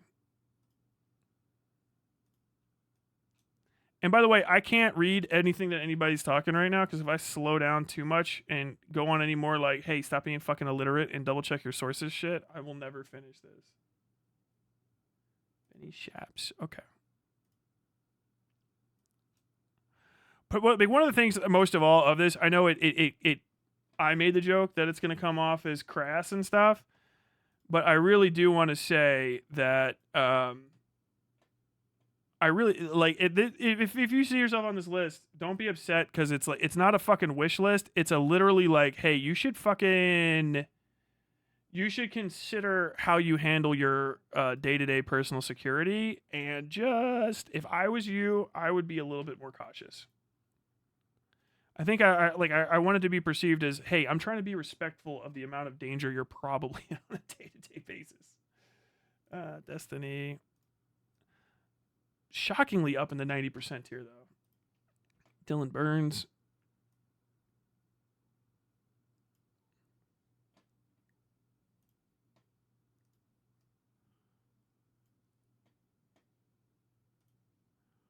And the thing is, too, I think if it wasn't 2025, if this list was like the 2023 list, it would be considerably different. It's just America's crazy dangerous right now. Crazy fucking dangerous at the moment. And you should note also, like, aside from a guy who actively intentionally went to a war zone and a guy who actively intentionally said, like, made jokes about pedophilia, the S tier list is mostly just literally minorities. Dude, minority privilege is real when it comes to the immediate physical harm risk. Oh, one of my favorites. Flesh Simulator. Flesh Simulator, real name unknown. Location unknown. Alias unknown. Is a Spotify musician and fish tarn camouflage enthusiast who talks about government conspiracy theories and reality and CIA type shit. Once upon a time, he would be one of those guys who'd be like, "Yeah, man, CIA, don't go out." But I don't know. He's a strange fellow. Of all of the people on this list, one of the ones I would like to talk to the most. But it's one of those things where I don't really need to talk to him. I would rather just like, probably the videos would be fine. I don't know what the fuck I would say. I mean, I can always carry a conversation, but I would be like, what? Why? If anything, I think I would probably just be like, dude, you want to make some fucking weird ass music together? And maybe he would say, yeah. I don't know this guy. This is Kane's brother. No, you've probably seen Flesh Simulator. Normally he's got like the crazy guy glasses on, but this was just too good because he looks like fucking Rasputin. You've probably seen him on TikTok and stuff. He made the instant blindness flashbulb gun.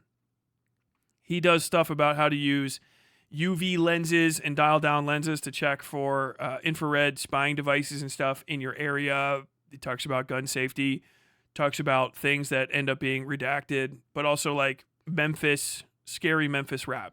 And I think he's the first person I've ever seen. It happened accidentally. I was looking for information on, I'm going to make this slightly bigger. I was looking for information on noted meme rapper. Fuck, I can't remember his name. But he's the guy from You'll Cowards Don't Even Smoke Crack. And I was looking that guy up, I think to find his name. And a fucking Flesh Simulator video came up that I didn't know existed. I think like right after maybe it even came out. I was like, God damn, dude, I'm on it. This is fucking kismet. Flesh Simulator talks about the CIA a lot. He's definitely a fucking, not necessarily like an anti-government guy. I would say he's like the anti-conspiracy guy, which comes off as being very anti-government. I wouldn't say he's pro-government, but like he's, I would say if I had to articulate, he's a guy that doesn't like being lied to, and he's a guy that doesn't like information being hidden from people, which kind of is like up my alley. Probably one of the most like me people on these lists. Viper, yes, Viper, thank you, is the name of the rapper I was talking about. Flesh Simulator says a lot of stuff that the government would be bothered by. I don't know that much about his backstory. He might be a fucking white dude. He might not be. Kind of hard to figure out. Big time camera enthusiast, big time government botherer.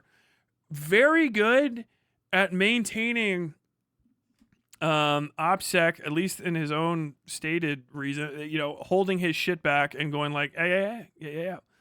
Armed, accurate, and noited.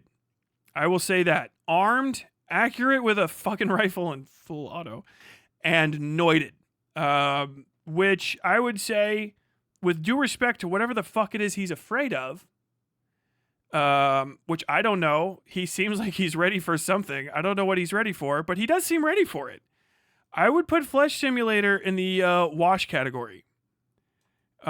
Because he is actually a legit unknown. So I could, like, this is generally where the unknowns will actually really go.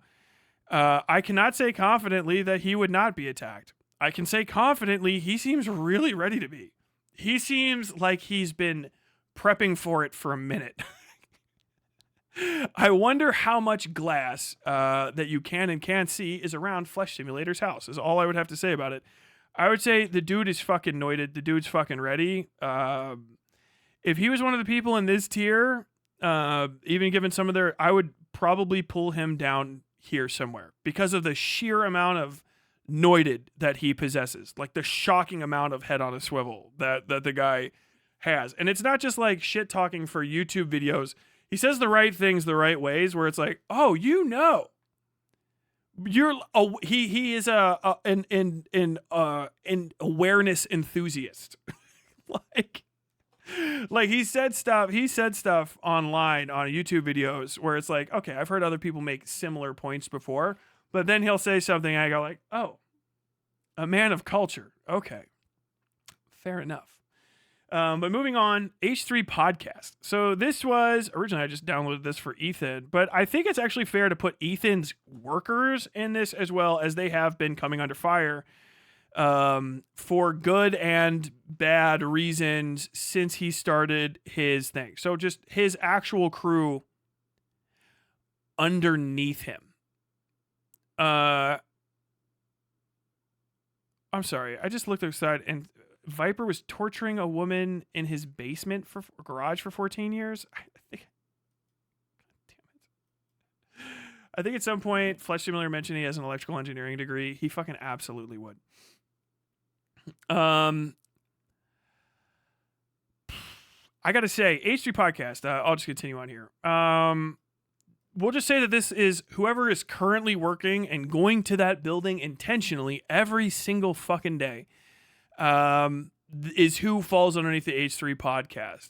Former workers, I think I've already heard the individual known as Olivia. I don't know why I said that, probably because I was just talking about Flesh Simulator.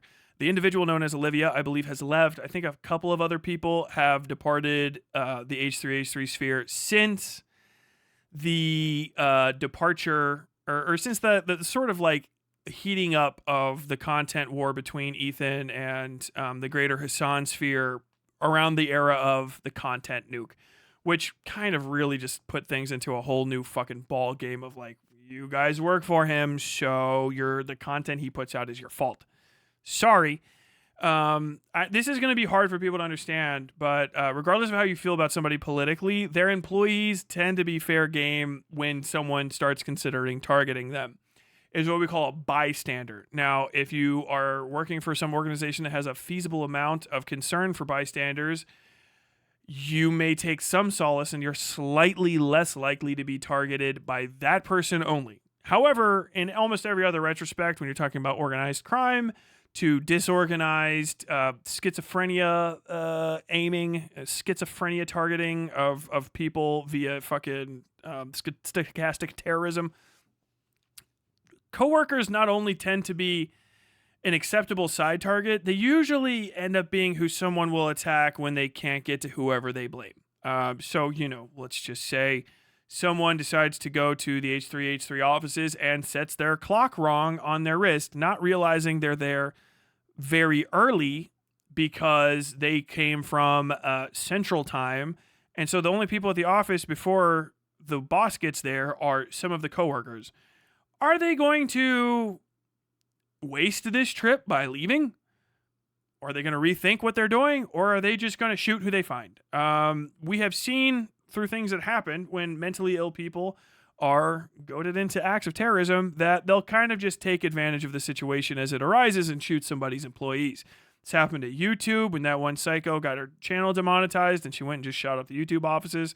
This happens in actual just normal terrorism all the fucking time. And if you consider Brian Thompson getting targeted as opposed to one of the major shareholders of United Healthcare, you kind of get the pattern. I would say the H3H3 podcast employees day to day going into that fucking office share right around the same amount of daily risk as their boss. Insofar as they collect a paycheck from him, I wouldn't say that they deserve to be harmed. I don't think there's any value in hurting anyone that works at the H3 podcast. I don't know what the fuck you think would happen. I don't know what you think would change politically. But as far as people being targeted because a Hassan fan got ass mad, or a Ben Empanada fan decided to stop taking their antipsychotics that day and got their hands on a gun. Impossible in America, I know. I would say that the H3H3 podcast people exist at the same to higher, maybe slightly lower sometimes level of potential risk of an attack against their life in person for who they are, what they believe, and where they stand, as Ethan himself, to include possibly his wife and any guest that would go to that studio. I would say this maybe even just extends to the H3H3 podcast premises. I think that that's a fucking dead zone. I would not go there. I would not go to that studio if I was anybody. If you were as paranoid as me, you would not go anywhere near that place. I would personally never, or I would do, and it would be a very big personal risk to myself that I would have to weigh out. I wouldn't go to Avenue of the Americas where Fox News's offices are, and be on that block where there's no alcoves to duck into at any given time of day. I especially would not. I would go a different block away to avoid walking into wherever the subterranean parking garage exit is for Fox News. I extend that same thing to the H3H3 offices. It seems like a soft target. If you're upset with all of these people, it's easy to get into. From what I understand, people have just walked onto the set before. I would say in current era, bad. Given the overall situation, I would say the risk for H3H3 podcast studio premises / employee core would probably decrease at an exponentially higher rate than even Ethan Klein's as the situations that are causing these problems decrease. I think that this is a blip, not a constant state, as it would be for certain other people in the S tier. It's a temporary thing. I feel like that measure needs to be stated. Maybe if I redid a list like this, maybe I'll do another one if this is popular. I'll add a color code around people's names to just show the ongoing nature of the risk. Like someone like Dead Domain, I think she would be, they would be right here in A. If the general vibes towards transgender individuals slowed down and they stopped going out in a hyper political time, I think they could easily go back down to A. I think FD probably going to live here forever because I don't think he's given up Cop City stuff. Dillon, obviously, if Dillon left, ceased war coverage, he would go from an S probably down to a D or even an E. Destiny's permanently up here. Denims probably going to stay up here. Probably go down to an A, maybe a B. It's really dangerous being a woman on the internet. I'll talk a lot of shit about her, but I will give her that credit. ContraPoints probably going to stay up here until the fucking vibes against trans people go down or people actually finally forget who she is. Candace Owens, probably up here for the rest of her life. Ben Shapiro, probably it could go down to an A or a B. Depending on how the political situation in Israel kind of pans out over the next several years. He may be stuck up there for forever because people just hate Jewish people. Continuing on. Hey, the man himself, in front of the man of the hour, Hassan Abi, new layer. Hassan Piker, Hassan Abi. Probably one of the most anticipated individuals on here. This is his fucking profile picture. I probably should have chosen maybe a slightly better one. Hassan Piker is the largest streamer on Twitch. He is also, I would say, the softest target on this list. I think maybe he owns a gun. He lives in West Hollywood in a house that I think has walls around it. People have posted pictures of his house. They know his house. They know his car. They know where he goes. They know where he lives. He likes being in public. But he is also makes his money off of highly invective, highly charged statements. I think it goes kind of without saying he's going to be in the S tier. I'm surprised there hasn't been an attack on Hassan yet. I know people ideate about attacking him on a pretty constant basis. Yeah, I really wouldn't be surprised if somebody took a pot shot at him. Another person that probably shouldn't be living in somewhere as crowded as LA. But he really likes being out and being like a rich kid on the town. He goes to the little fucking, red carpet events and gets his picture taken, flexing with his peers. Probably his career is relying on that, so he won't give it up. I really wouldn't be surprised if you see Hassan get physically attacked or even shot before the end of the year. He's a hyper focus even before yesterday when Charlie Kirk got shot. He was a hyper focus of the American right for being basically openly pro-terrorism. I know you can be upset about that. I don't care about your propaganda. If you're a Hassan fan, your propaganda doesn't work on me. I take facts as they come if they're provable. Hassan, to you, says he's not pro-terror.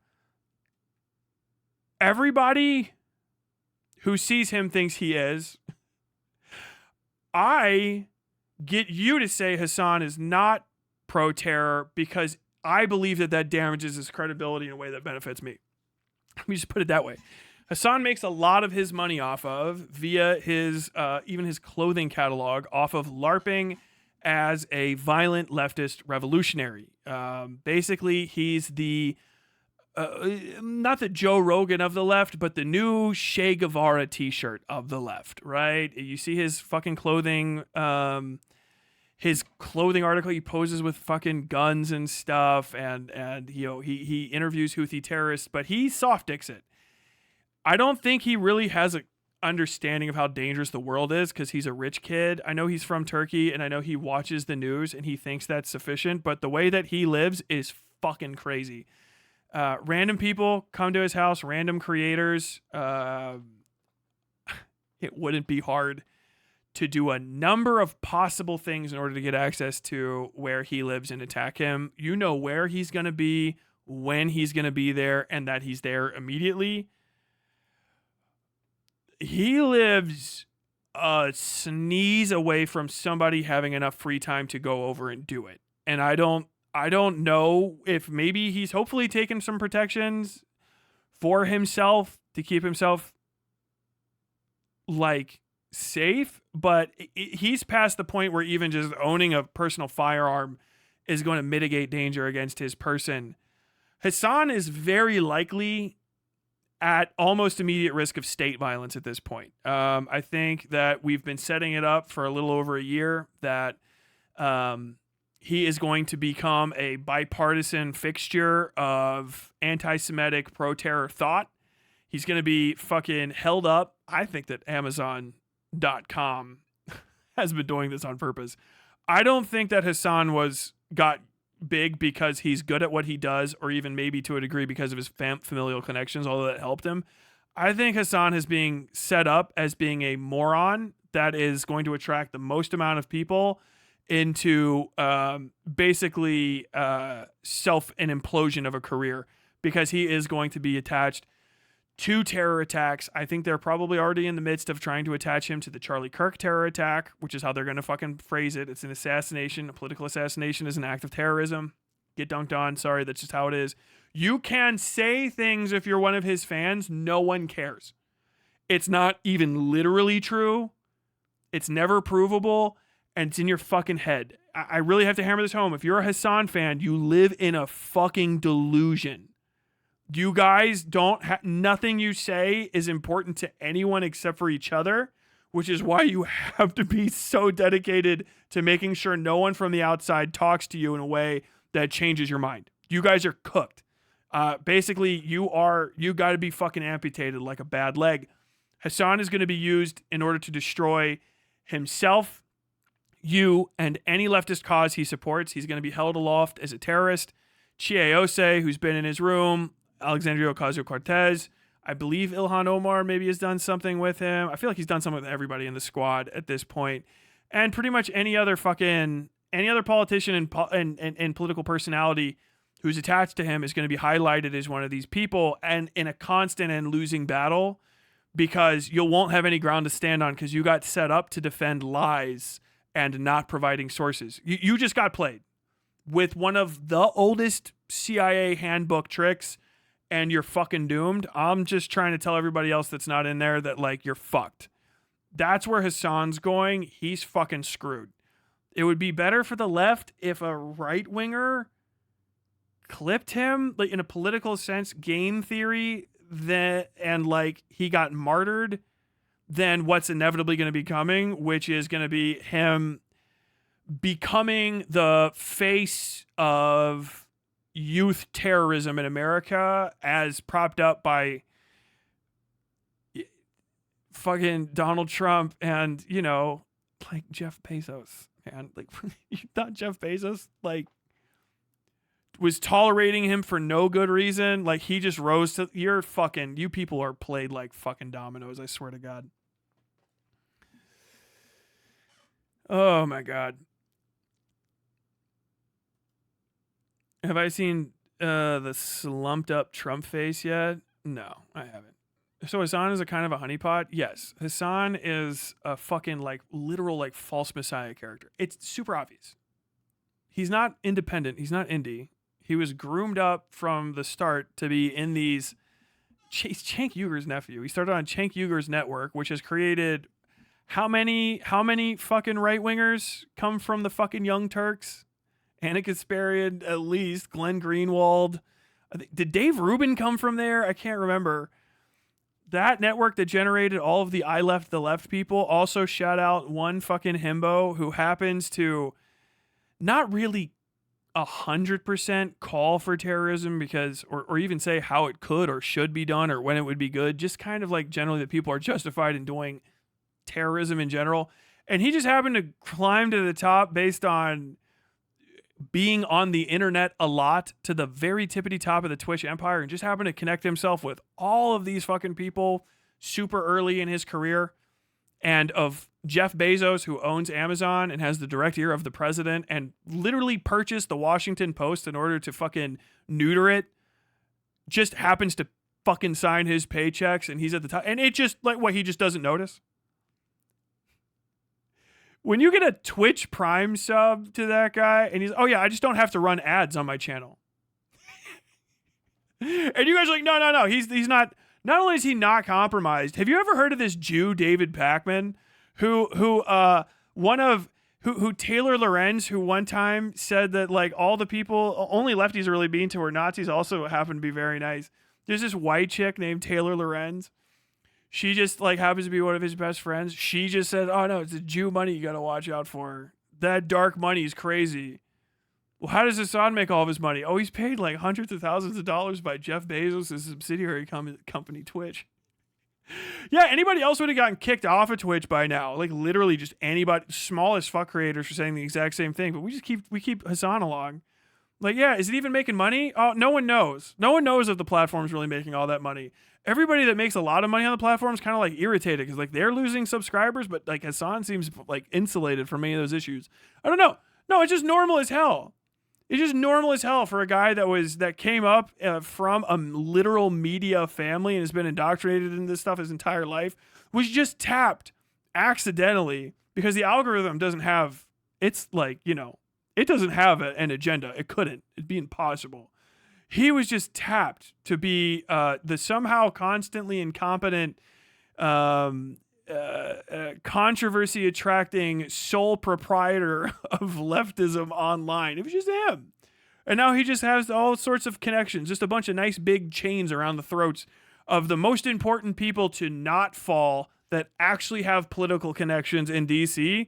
And, you know, just everything he said for the last 2 years could probably be used to drag them down and censor them in Congress ahead of some of the most important elections and midterms in American history. And he's just directly connected to the worst political messaging in the history of an election cycle that has nothing to do with anything and is completely self-serving and self-aggrandizing. Just He just happens to be there in the middle of it, and it's not him. Just the most woke. The CIA is everywhere. People on Earth are like, no, Hassan, always good. How could you say otherwise? He's an independent force for good. He's the one good rich person who somehow just fucks it up for us all the time. And we spend almost all of our time just saying the random shit that he just says off the top of his head that's actually like criminally liable for us, but he never gets in trouble for. We just have to spend all of our time defending. He's the good guy, the one good guy, the one rich, great guy. He's just really good looking. He's very hot. He's in no way, shape, or form at the mercy or being manipulated in any way, shape, or form by the multi-billionaire, 100-billionaire owner of the program, the platform that he's on, that also just happened to be the guy that bought the Washington Post. Who else worked for the Washington Post, by the way? Oh, wait, Taylor Lorenz worked for the Washington Post, writing opinion articles where she got lied to, and then she got to keep her job until she just resigned. I forgot about that completely. Taylor Lorenz also worked for the Washington Post. She's a friend of Hassan's. But that just happens. What you do instead is say, it's a small world after all. It's a small world after all. I couldn't imagine Tyler calling Hassan fine. He gets a twinkle in his eye when he talks about it. He doesn't get for anyone else. He's a rich guy that poor people treat like he's not rich. He's a class interloper. God damn. I don't know if Tyler is on Hassan's radar yet. Hassan knows me by name. He knows me by name. He would pretend he doesn't know who I am. I just know that. But yeah, Hassan up in the S tier. He's a liability. Hutch. Finally, thank God. Hutch on here. Hutch on the radar. Hutch out here. Bald worm boy Hutch. Hutch, former Modern Warfare guy, a dude with 600,000 or something subscribers on YouTube, and a concurrent viewership usually about a little over twice mine. Bald Los Angelino Hutch, progressive victory, money receiver guy on the internet. Hutch is a super anti-political violence person, freaked out about it. From what I understand, his coverage relative to the Charlie Kirk unlivening was like, hey, this is whatever the fuck leftism. Very big time. People, when they hear me criticize Hassan, hear Hutch's criticisms and fucking make it harder for me to actually criticize Hassan. Hutch is just so irritating. The piss boy. Hutch the piss boy. Hutch is not important to anybody. He's white as fuck. And I don't even know if anyone knows who he is. Like, literally, I don't know. I don't know if anyone's actually mad at him aside from like people who probably have said like, I'm gonna kill you, or it would be crazy if somebody comes to your house. Da, da, da, da. I think Hutch, for his irrelevancy and no one who gives a fuck, I think Hutch is since Chud, one of our first sub 15. Probably one of the people most likely to complain about the risk of violence against their person. I can't think of someone. And now that doesn't mean that they don't exist, because that's why it's not 0. It's less than 15%. I can't think of someone who would go to jail to hurt Hutch. I can't think of someone who would go to jail to hit Hutch with a pie. But yeah, definitely probably one of the people who's going to be like most at home complaining about political violence, most freaked out about it on this list. I think that's it. Joe Rogan. Insert new layer. Joe Rogan experience. Joe Rogan, pretty much the king of internet politics right now.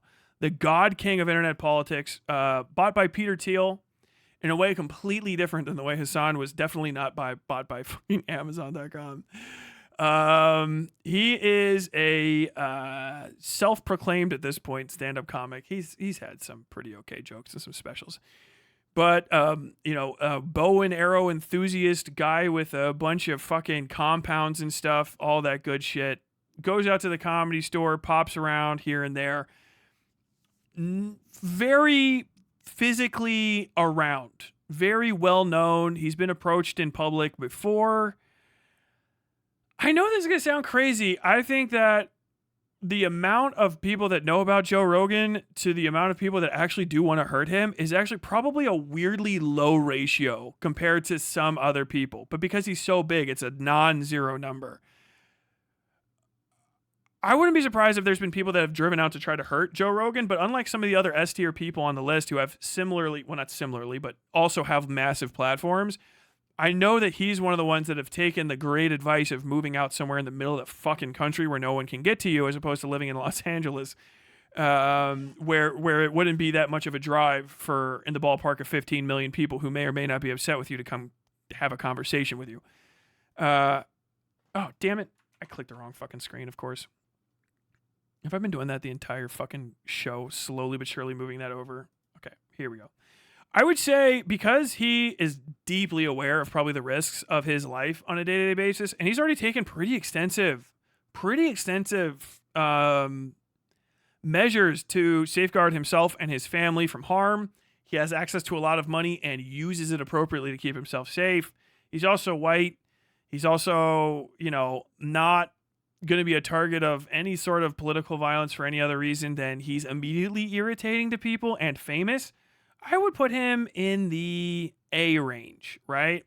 If he was an idiot and just fucking lived in Miami or still just lived in LA like he used to, I'd probably put him up in the S. But yeah, he moved to Austin. He lives out in the middle of the fucking woods.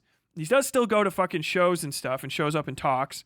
And people really do dislike him. And the people who do dislike him do have access to weapons and stuff. He's also kind of a schizophrenic fucking unmedicated psycho attractor.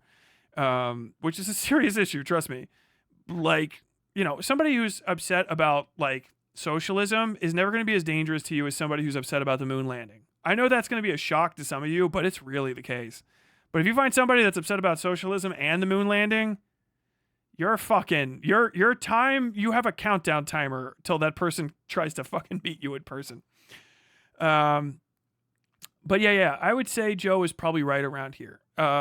His profile is too big to avoid the actual danger of just being that famous, having that many people talking about you, and because he's directly connected to, he's doing a good job of it. I would have probably put him in the S tier actually a couple weeks ago when he was still doing fucking pedophilia apologia raw, but he seems to have gotten the fucking hint that he needs to step away from the Elon Musk, Donald Trump stuff like now, and that's, I think, reducing his overall risk just relative to other people in a way that makes him less fucking on the radar for psychos.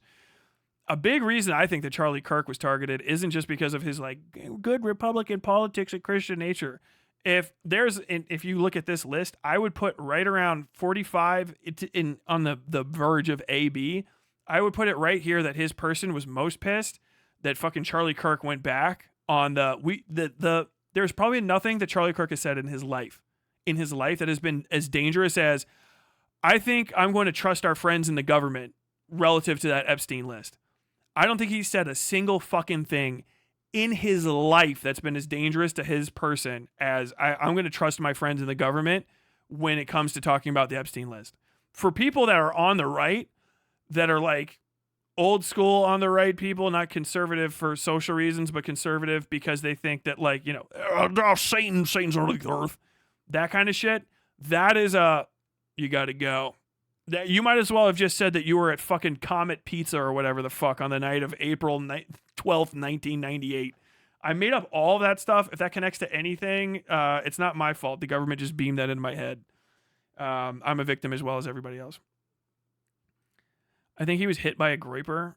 I don't know if you're talking about Charlie or Joe anymore. Joe stays noited, but stupid version. Joe is noited as fuck and does have bunkers. But he is just high profile enough. He's directly friends with a literal president. If he just fucked Donald Trump one time, he would get Secret Service protection. Like that's how high that profile is. Disgruntled X-Fan is my bet. That would be my bet before it was a fucking lefty that would do something and knows how to shoot. Lefties just have fucking jobs too much. Jordan Peterson. Jordan B. Peterson. Jordan B. Peterson is, I think, in my mind, the first person that ever really was a like internet guy that became IRL in danger. Do you know what I mean? Like, I always associate that with him. Whenever I think of, I was going to the college to, or I'll just say it in my normal voice. I was going to the college to talk about freedom of speech and the blue-haired and yellow-haired and green-haired SJW types that came to protest me, and I had to cancel. I know that might have happened to someone else first, but this is the guy I think of it. When I think of freedom of speech is under attack, it's this fucking Canadian who I thought was an American for the first, like, 3 fucking years that he existed. Because I swear to God, people talked about him getting attacked. And I didn't realize that he was, like, actually legitimately just not an American on all these American shows. I thought he was just, like, really upset about Canada, you know? I could be wrong about that in my own recollection, but he just did not feel Canadian to me, despite the fact that he's apparently as Canadian as fucking maple syrup. Well, as Canadian as anti-native racism, which he does not participate in, but he is that Canadian.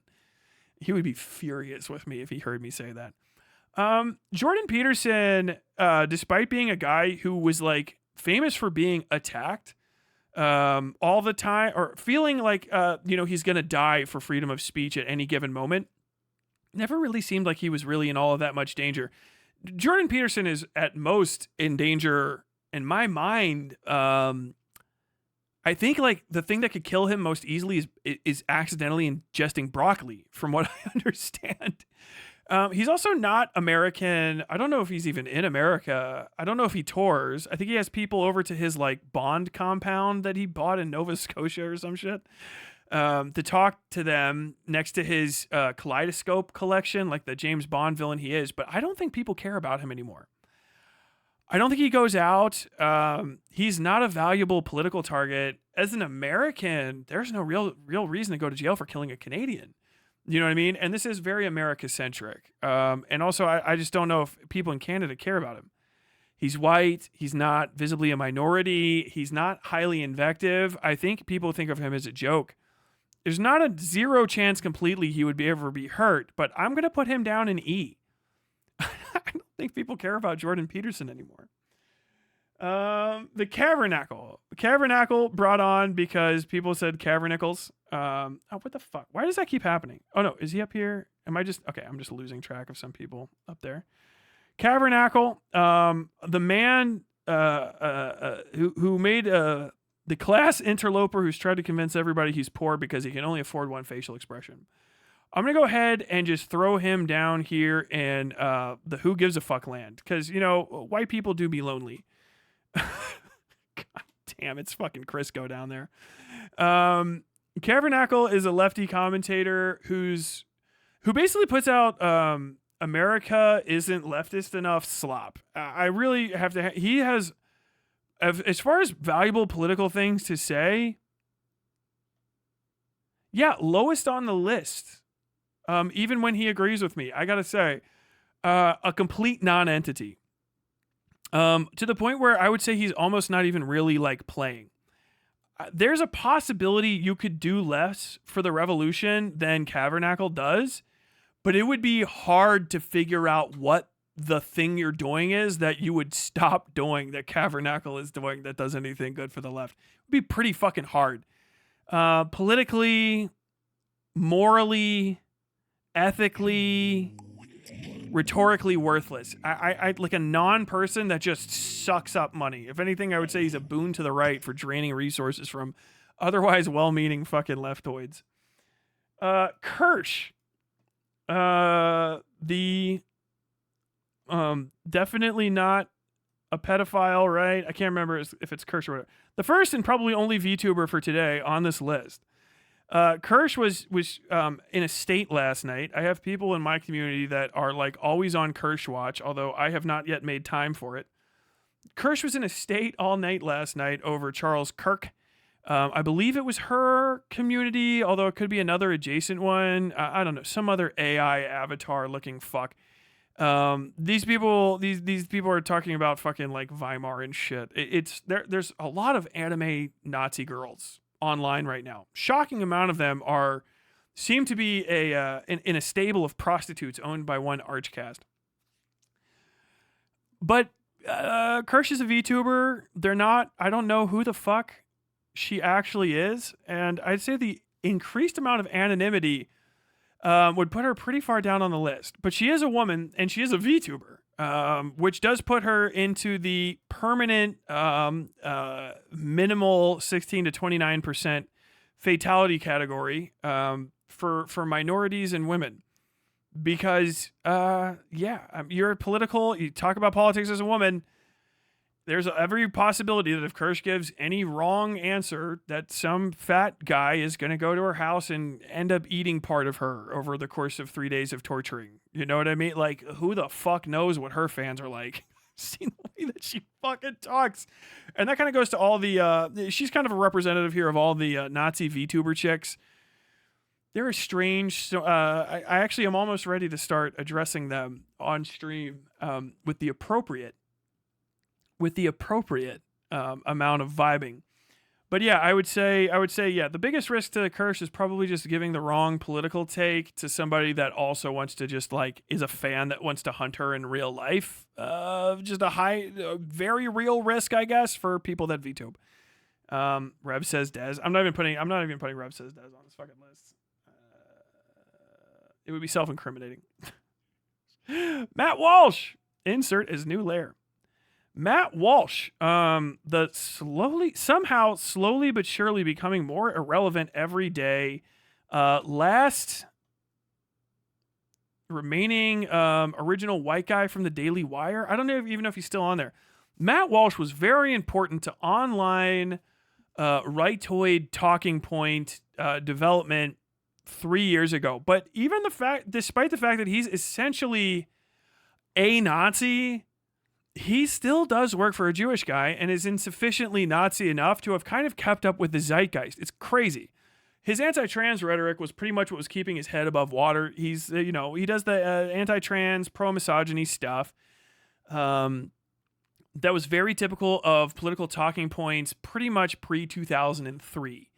But after 2003, he got caught in the ultimate pincer attack that Candace Owens took full advantage of, which is, hey, a lot of this Ben Shapiro, Dennis Prager-esque political commentary area is both legitimized and funded by conservative Jewish individuals, most of whom want tax cuts and pro-Israel sentiment and are willing to also pay lip service to generally right Christian values and right Christian messaging and visibility, right? Like, you see a lot of right-wing Jews, but you do not see them giving talks with their fucking, with the curls in their hair and dressed up in anything much more than a yarmulke. They all try to look like fucking William Buckley, and that's for a reason, and it's because the Christian right in America does envision the full annihilation of Jews. I don't know how to explain that in a nicer way, but you guys, there's nothing you can do to stop them. Eventually, if they win, that's what they're gonna do. Walsh would be a Nazi, but he fucking missed his opportunity because he was too fixated on the trans question to focus on taking full advantage of the, I believe probably to him, unprecedented American shift in sentiment against Israel that Candace Owens saw, sensed, and fucking used to fly like a fucking black Nazi Valkyrie into an entire different income bracket than Matt Walsh may now ever hope to join. Matt Walsh kind of lost his opportunity by staying, a useful goy to a Jewish person by their own racist rhetoric, and now has kind of become pretty fucking, sidelined in a shockingly quick series of moments. That doesn't mean his entire audience is gone. Obviously, he still has his sycophants, and, channel botting is what it is. But Matt Walsh vanished. He put out What is a Woman? He copy struck a bunch of people, whatever that was, 6 months to a year ago, and now no one gives a fuck what he has to say. And a year or so ago, he was one of the most important people talking on the right. And really just like he missed the fucking train. I don't know how he did it. I don't know if there's a recovery, but maybe he's also just like, he's putting his feet up at the Winchester, so to say, with the, and avoiding going full anti-Semitism and waiting until there's a rebuilding of, there's a new pro-Israel propaganda wing maybe after the fucking end of this thing that he can use to get back in the good graces of general conservatism as a actually important voice. But like, it's crazy how like, he was not sufficiently anti-Semitic enough, and the people that were are fucking rich now. Like, goddamn rich. It's fucking nuts. He's not important. He's just a commentator. I don't think he's a thought leader in the American right. Nowhere near the way Charlie Kirk was. He's not going on stage at these events that I've even seen. I know that he's deathly afraid of going out in public. He said that on his own program. He takes every death threat that he gets, from what I understand, very seriously, and he gets a nonstop deluge of them. His kids aren't in school. He doesn't go into town. I believe he gets all of his food and shit delivered. I don't know if I'm remembering all of that or imagining some of it, but I know he's homeschooled his kids. His wife doesn't have a job. He works, I believe, from home. And he lives like a fucking hermit out in the middle of nowhere, and he's writing this thing out. He might just have powerful rat sense and figured it all out ahead of time and is playing the very long game well. But to that extent, he's kind of not important on these lists. I would be shocked. If he comes out of hiding, maybe someone would be upset with him, but he's a white guy. I think if the worst came to worst and it was fucking Turner Diaries tomorrow, he could definitely talk his way out of it, like in 2 fucking seconds. He would be a fucking collaborator in a minute and just go the rest of the way Nazi. He does his dog whistles. He does his daily fucking rage bait. I don't think he's in a fucking lick of harm. I think he simultaneously makes a lot of money off this shit and no one gives a fuck about him. I would say Matt Walsh is probably less than 15% chance of a lethal attack on his person. He does a very good job of insulating himself from interaction with people. I'm pretty sure every time he does one of his little fucking costumed gigs, he's got security around him and it's a controlled set that he brings people into. Like, he does not fuck around. I think despite his being a piece of shit, he's Walsh rat boy. He's the fucking a primo rat king. Didn't Alex Gunter debate Walsh and Walsh stopped doing events? Alex Gunter wasn't the only person there. Other people were as well. But that was 2 years ago or a year and a half ago ish. I think Matt Walsh, I think that actually was before. I think that might have been before October 7th. I'm not even fucking kidding you. Hold on. Let's see. Alec Gunter. Oh, wait, no. This is my fucking file explorer. What the hell am I trying to search for stuff in there? I actually want to see the answer to this. I think I'm right. Alec Gunter, Matt Walsh.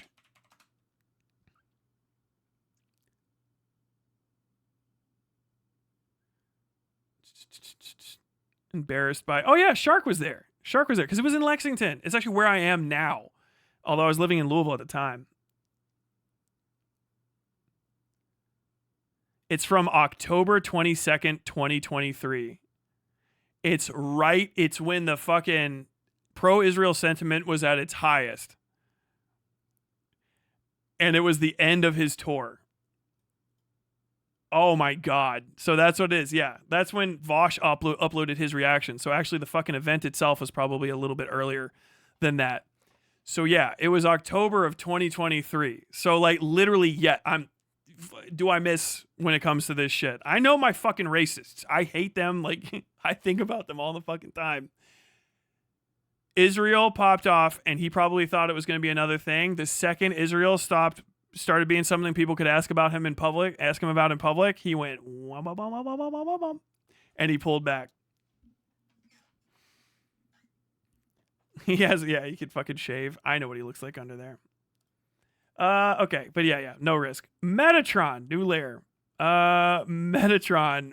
By popular request, the Metatron. I believe Metatron is a person that would say that he is at risk of physical harm from people. I can't even take Euros seriously. I don't know enough about him really to say that much, but he's European. He's in Italy. Italy is fascist as fuck from what I understand. I think I've heard that while Italy can be more fiscally left than America is, socially speaking, Metatron's standpoints aren't particularly like rare over there, especially outside of cities and stuff. I don't know where he lives, but he's also a nobody. Despite he gets a lot of fucking attention, he's a nobody. He doesn't come to America. I don't think anyone gives a fuck about him. I don't know why I have these headphones on. I'm actually gonna take these off because my fucking head's sweating and I don't need them. Be aware I have ears. Nobody knows who he is or cares who he is, you know? And yeah, I don't think he's in any remote danger whatsoever. But yet again, definitely one of the people that would be the most like, I am in danger. Noble ones, I am in danger of being attacked. Metatron's moved to the US a while ago, if I remember correctly. Well, prove it. Okay, let's keep going. Matt Walsh, Mike from PA. Here's a good one. New layer. Mike from PA. Mike from CIA. Hello, I am Mike. I am from CIA. Oh, look at him. Right? Which was the correct ratio? Now none of you know. Is this correct or is that?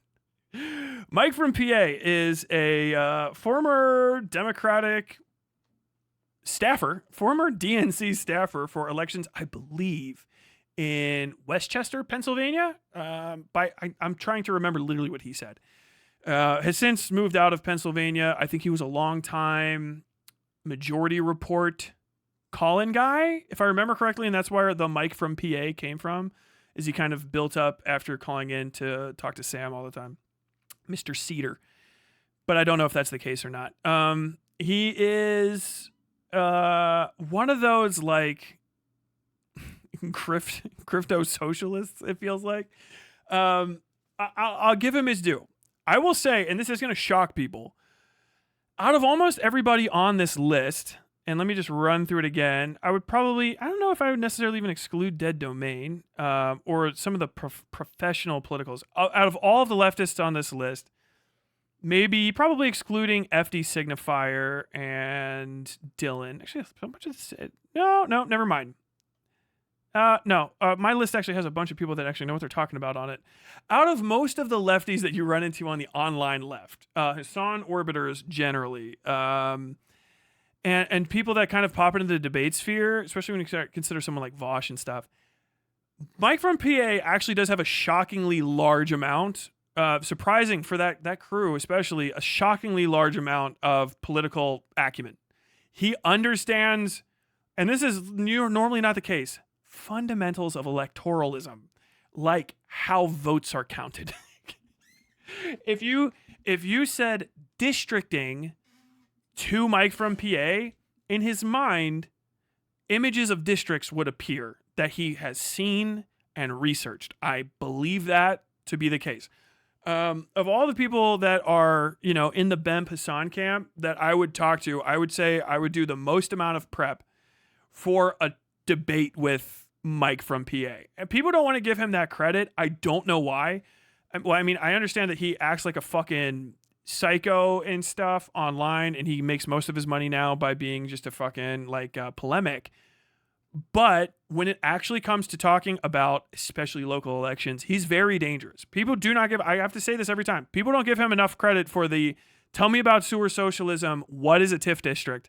Because that is a fucking kill shot question he asked Vosh. Because Vosh does not know what a tax incentive fund is. He does not know what a business development district is. If Vosh knew 4 or 5, if Vosh could tell me what C1 housing is, I would be shocked. It would be crazy to find out that Vosh knows what mixed development zoning and stuff actually it's comprised of, outside of, oh yes, of course, well, I'll just look it up real quick and then check it out. It's insane. The bar is in hell, But also, Mike did, I think, learn a lot while he was working that way. Is he a worm? Is he a greasy? Yeah, sure. But like, literally all Democratic staffers are. So if you see Mike, just understand he's every shit-heeled Dem staffer. Every one of those scurrying mites that creeps around behind like Elizabeth Warren or Nancy Pelosi or fucking Chuck Schumer or fucking Hakeem Jeffries. He's one of those, but he broke away and turned into that for Hassan, which puts him underneath a normal human, because political staffers are anything but technically above all political staffers. He's a house elf that got a sock. I'm not even kidding. That's literally what it is. And he still has access to his house elf magic. He fucking bailed.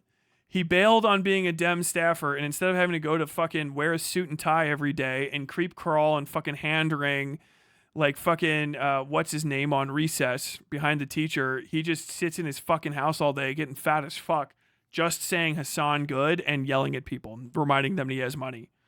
So he made it. He saw the future, predicted it, and went in a different direction. So never take that away from him, because you could, if you go in there half-cocked, set yourself up to get fucking probably slapped in the face. Very similar to how Vosh did. Vosh got away with that only because his audience is more fucking doped out than fucking Hassan's is. As far as physical danger goes, hard to fucking think that Mike from PA is in any danger of anything aside from maybe being swatted. Mike is kind of weird in that he's almost the perfect opposite of Denims, while being exactly the same in his messaging. If you want to really like hammer home the difference, and this is like literally the fucking what the patriarchy is, Mike is as at best, I would say D. And I don't even know if I can get him that. He's smart. He doesn't go outside of his house. He is not the kind of person that I think attracts a parasociality by virtue of just existing or intentionality. Like, he's a siphoner of Hassan's fame, not necessarily an exploiter of his own fame, which is a good move to some people. So, like, he is only in as much danger as Hassan is, but Hassan would always get hit first. He's under an umbrella that he can abandon at any time. He's a true rat, which is kind of respectable. Unlike Denims, who is a pretty girl, which makes her the fucking subject of extraordinary ire, even though she has the same messaging and basically, I think, platform size and proximity to Hassan as Mike from PA. They're both the same type of orbiter. They've said almost the exact same stuff. But you do not see Mike from PA's face in thumbnails the way that you see Denim's face in thumbnails. And it's for the very fucking reason that people are sexist and fucking misogynists love hating women. And commentary community and H3 fucking orbiters and hopefuls knew that, and they fucking hyperfixated on Frogan to a lesser extent and Denims to an extreme one. And you really get to see it play out here because they're the same person politically. If it wasn't for the fact that if you take them and turn them both into a voice, that's like I said for Denims. I don't think she would fucking have eclipsed E, maybe even D, for the things that she says. Because who gives a fuck? You know what I mean? Like, ultimately, you're just seen as a fucking an extension of Hassan. That's why I barely even fucking went into any goddamn Destiny orbiters. Who cares? And yeah, I couldn't see anybody that's going to waste their time on a shot going after Mike before they go after someone like Hassan. I feel like maybe there's something I'm missing. He's shrewd. He is pretty off the grid. I know he's been doxxed, but I mean, that doesn't really count for much when you're him. I don't know what you get out of trying to fucking take a shot at him. And I don't think anyone is as pissed at him as they are at any other person that they could try to get to. Aside from the small likelihood of proximity to an actual fucking psycho that decides to make Mike from PA his last thing to do as a free person, who the fuck would take a shot at him? That is really like the patriarchy at work, bro.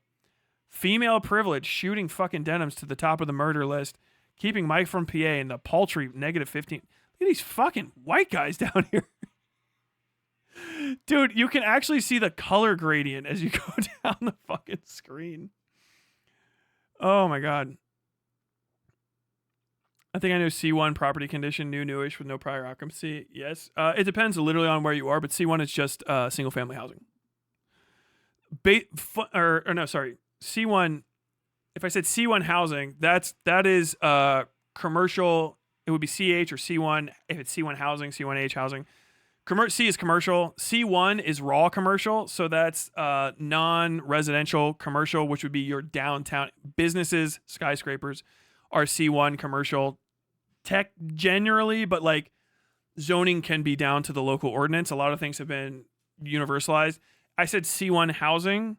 C1 housing would be mixed commercial housing in a commercial zone. So that's the C1 housing. So that would be a commercial district, a skyscraper with housing in it somehow. More than likely in a normal downtown in the US nowadays, you would see that as a 5+1 or a 4+1, which are those buildings that are all shops on the bottom and then 4 levels of residential above it. Or you would see it as a full C when in some place like who knows how New York is fucking organized or if it even is at all.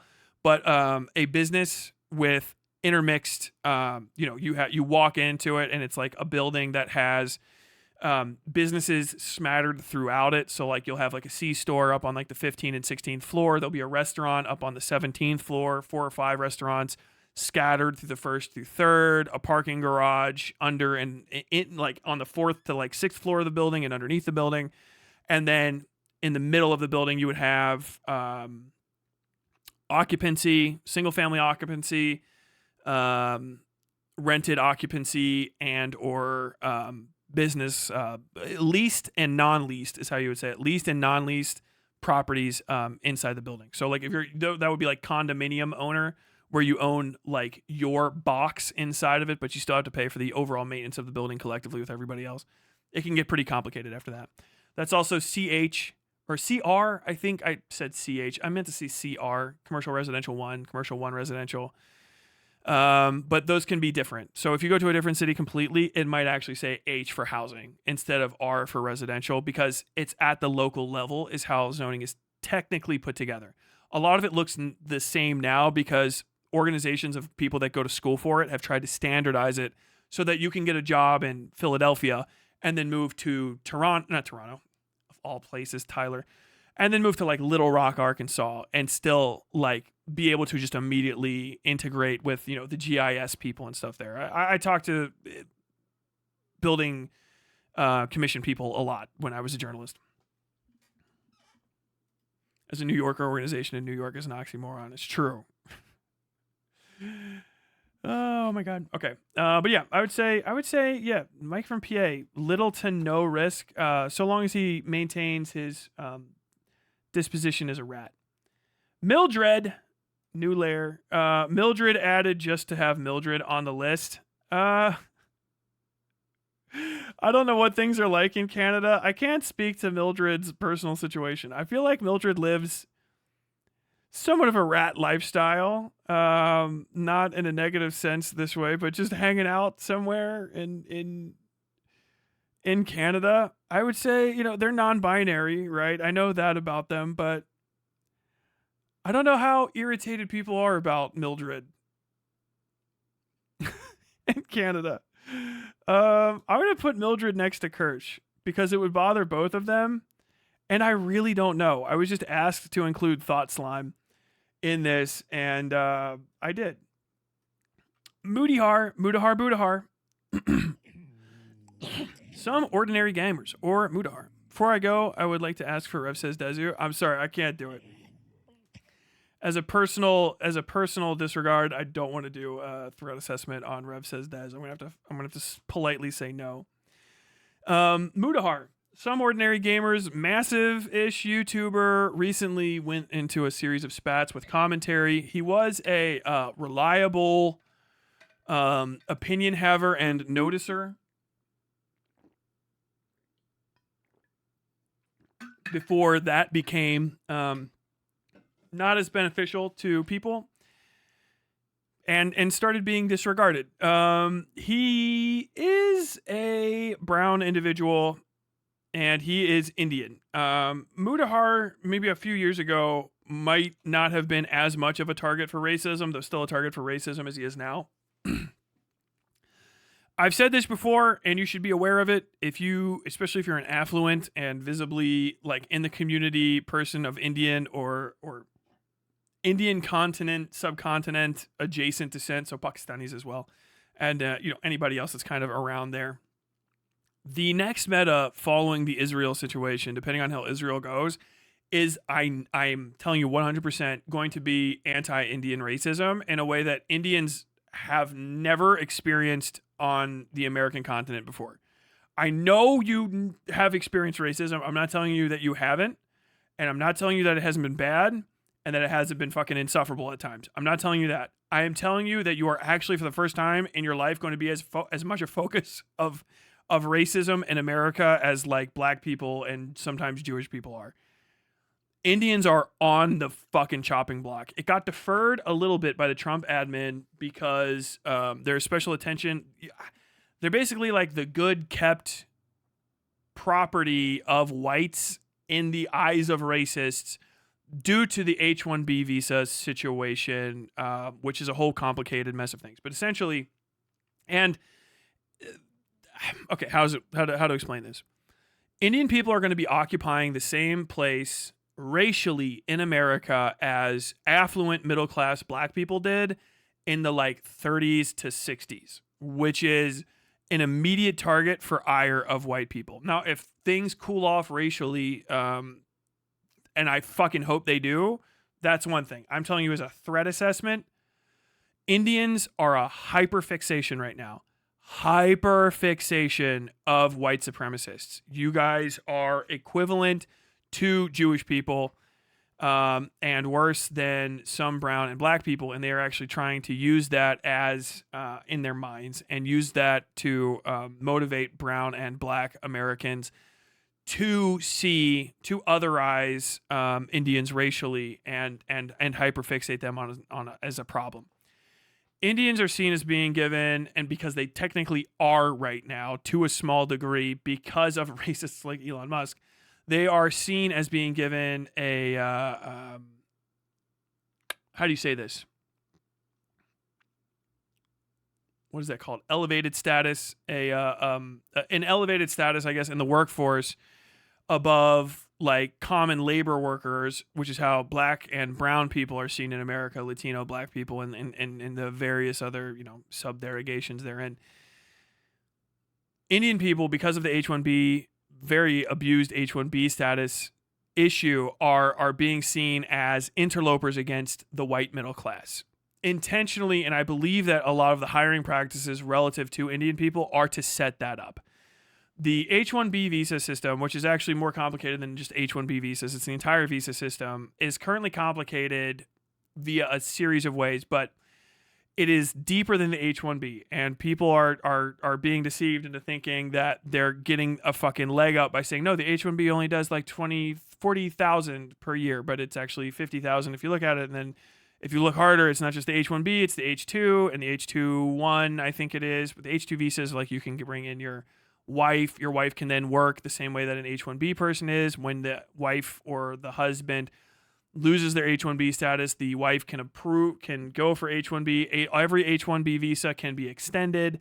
There's also S-1 and S-2 visas, which are student visas, which, because of loopholes passed by fucking Silicon Valley specifically, like hardcore by Silicon Valley, they can be used to bring over students who basically take jobs from white middle class kids who wanted to go work in the tech industry. The S-1 and H-1B visas can be used in order to get married while you're here, so you can come over on an S, get married, get an H-2, and then stay on the H-2. And essentially, if you look at the length of these temporary visas, these are not long stay visas. They're not naturalization either. They're just work visas. You can stay in America for the better part of 20 years, starting from the time you're 18 until you're in your late 30s on these visas, while taking less money overall than white people would be paid if white people were allowed into the industry. Then your response is going to be like, no, they have laws that are part of the thing. The H-1B, you have to give the best in the prevailing wage. It's like, yeah, well, they depress the prevailing wage by hiring just under that guy, and they have one white guy that makes the most, and then when he leaves naturally or gets laid off, now the prevailing wage is whatever's the lowest, so they just keep knocking it down. They're smarter than you. They figured it out. Silicon Valley is using Indian labor that is exploited and belittled and treated like shit. It is racism. It's an attempt to restart the slave market and defeat Native American ability to basically fight for and negotiate for good pay, and abusing Indian people and people from other parts of the world to basically say, like, yeah, you're not going to make anywhere near as much in India as you are here, so it can change your fucking life. We'll bring you over here and we'll pay you. You're just going to make less than everybody else around you, and you can't ever unionize. You can't negotiate against us. You can't fucking argue. You can't slip up. If we do anything to you, you can't ever complain about it, because if any of that happens, you'll be gone before you ever get to trial. We'll fire you and you'll lose your status. So you basically get people that are slaves in all but name, to depress the labor market for, everybody that's not them, but also them too, because if you become a naturalized citizen now, you are at the fucking whim of that as well. And then like naturalized Indian people are like, wait, what? So it's literally being abused by Silicon Valley to abuse workers. That's just true. And I think one of the most active things right now for the dino anti-left Democrats is to try to equate any criticism of the H-1B visa process and the general visa process that's being abused like crazy in America right now to racism, is in order to prevent worker solidarity from arising there by fomenting right-wing style anti-Indian racism on behalf of white people, and by creating that as a wedge issue instead of everyone going like, no, there's absolutely no way that Silicon Valley is actually trying to be good here. Like, also, they're setting you up for the thing they've been doing for years, which is going to have Elon Musk go, we've had some arguments, but I think that racism is bad, and there's no one more racist than these leftists that are siding somehow with these Nazis. They said I was a Nazi, siding with these Nazis and saying the H-1 programs that bring Americans to America are bad. And it's like, it's not a visa, it's a temporary work visa. There's already visas. And it's a whole fucked up system. It's insanely predatory. It's insanely dangerous. There's all sorts of fucking creepy fucking cottage industry lawyers and lawring that have popped up about it. I've got to make a video on it, but it's a very complicated situation. All this is to say, understand, anti-Indian sentiment is the next major project of the white supremacist right wing. You see fucking Sam Hyde's working on it like crazy. They're basically negotiating with other conservative racial groups on like, hey, this is how we're going to push this next thing. You guys get a buy, but we want hyperfixation on basically the last other that we have in America, which is vaguely Muslim-coded brown people from a region that has strange food and worships maybe a elephant god or something. All of that's going to get set up to be abusive to Indian people. It's forewarning, and forewarned is forearmed. Just be ready for it. I'm not telling you to leave America. I'm not telling you to not have a job here. I'm telling you to buy a gun and just get ready for fucking crackerwoods to fucking try to come burn crosses in your front yard so that, you can meet them in a way that will suggest they never return to your neighborhood. I want you to be safe. Mutahar is one of the first semi-victims of this. Mutahar is a bit of a snake, a bit of a liar, a little lying snake, but he's a commentary guy. He has no real political takes. he's a go along, get along guy, a bit of a liar, a commentary rube. He put out a Keffels video. He's also Canadian. I think he's generally just about as in danger as any other non-white person is, but he's also, I don't know where he is. I don't know who would waste their time trying to hurt him. But he is not white. So, I don't know how things are there in Canada, but I can't assume that the fucking schools for Native peoples have gotten rid of all of their white baggage over the years, despite how much they like to look at us and point. So I would say a non-zero. It's not. There's not a chance that it's not guaranteed he's going to be safe forever. And I would definitely be cautious if I was him. But low priority. Oh, moving on. America's favorite son, who's not an American, LonerBox. I gotta say this. I can't say that.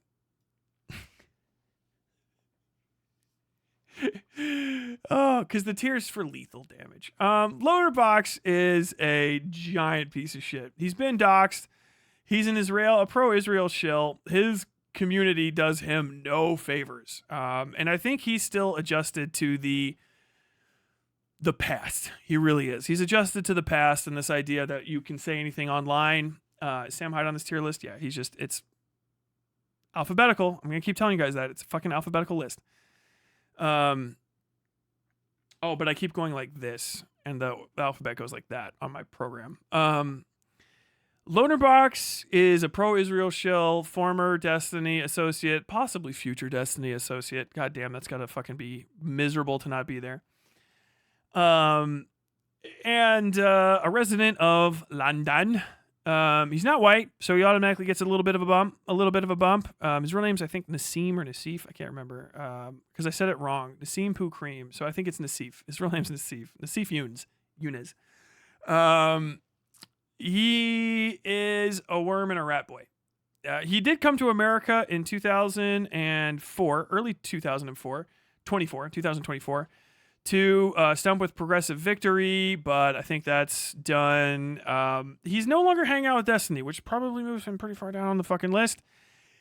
I think the most danger he would ever be in is from like DNC people, do nothing communists in the BEMP camp, who are they really are just do nothings. I think I can say this. I think I would maybe punch LonerBox one time. Just because it would be hard not to. It would be fun. Like, I would take it. Like, it was like 2 years. I'll take it. How do you plead? Your Honor, I hit him. I did. I shouldn't have, but I did. You know? But he's in London. He's in the UK. He doesn't fucking live here, so who gives a shit? But I think generally the people that are upset with him aren't upset with him enough that he's like the hyperfixation of anyone. They're all overseas. Then again, a lot of BEMP's fucking fans are European, but then again, Europeans are fucking pussies. He lives in London. I don't know if he's not a victim of knife crime. He's tall and skinny. You might have to throw a long punch to get to him. You Buck, what the fuck was that? It's okay, buddy. It's okay. Was your mom outside talking to somebody? Still a little bit of gardening. You bad boy. You good dog. Bug, shush. I know, you good dog. I love you. You gotta go sleep. I'm working, bud. I'm working. I love you. You did a good job. Go sleep. I'm gonna have to lock you outside so I can finish. You're too distracting. Everybody can hear you crying. But yeah, I don't see him being in any danger from for his real political stuff, but I could see him accidentally just being killed by some random fucking guy that looks like Chud Logic for just being a little not British enough and too close to a mosque. Tommy Robinson people would still probably kill LonerBox, even though politically, aside from things that bother LonerBox, they seem pretty fucking in step with me. So yeah, I don't think LonerBox is in really that much danger at all. Stay out of America.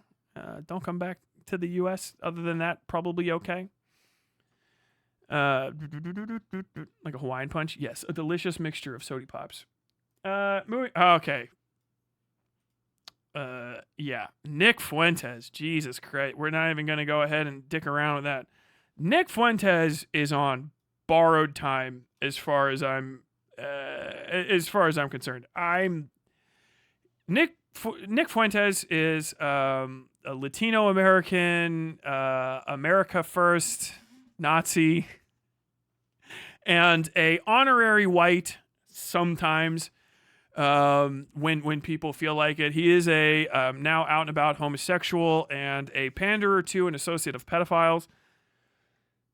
Not the least of including Destiny, and I think he hung out with LonerBox as well. I can't really remember, but also other people.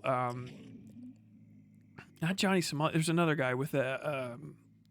I think he had like an African state as one of his names that he hung out with. I don't know. It was a whole thing. People know where he was doxxed a year ago, and people went to his house. He was lucky. It was some old lady that he got to fucking mace. The next person that came to his house was a guy with a gun and like a hand crossbow. Like I said, a random fucking schizoid. Who knows what that guy's political takes were, but sometimes you get lucky, and the schizoid that fucking decides to come and visit you is too out of their fucking gourd to have practiced well, and then other times the person is fucking ready to high point you into fucking heaven. He's already gotten lucky. This is never going to end. Nick Fuentes is cooked. Nick Fuentes is not white, and the only people that care about if he lives are Nazis and irony-poisoned fucking teenage boys. And even they don't care that much. America First as an organization relative to him is pretty much done. Right-wingers don't like it. It's too fucking pedo-coded. It's too fucking not white, really.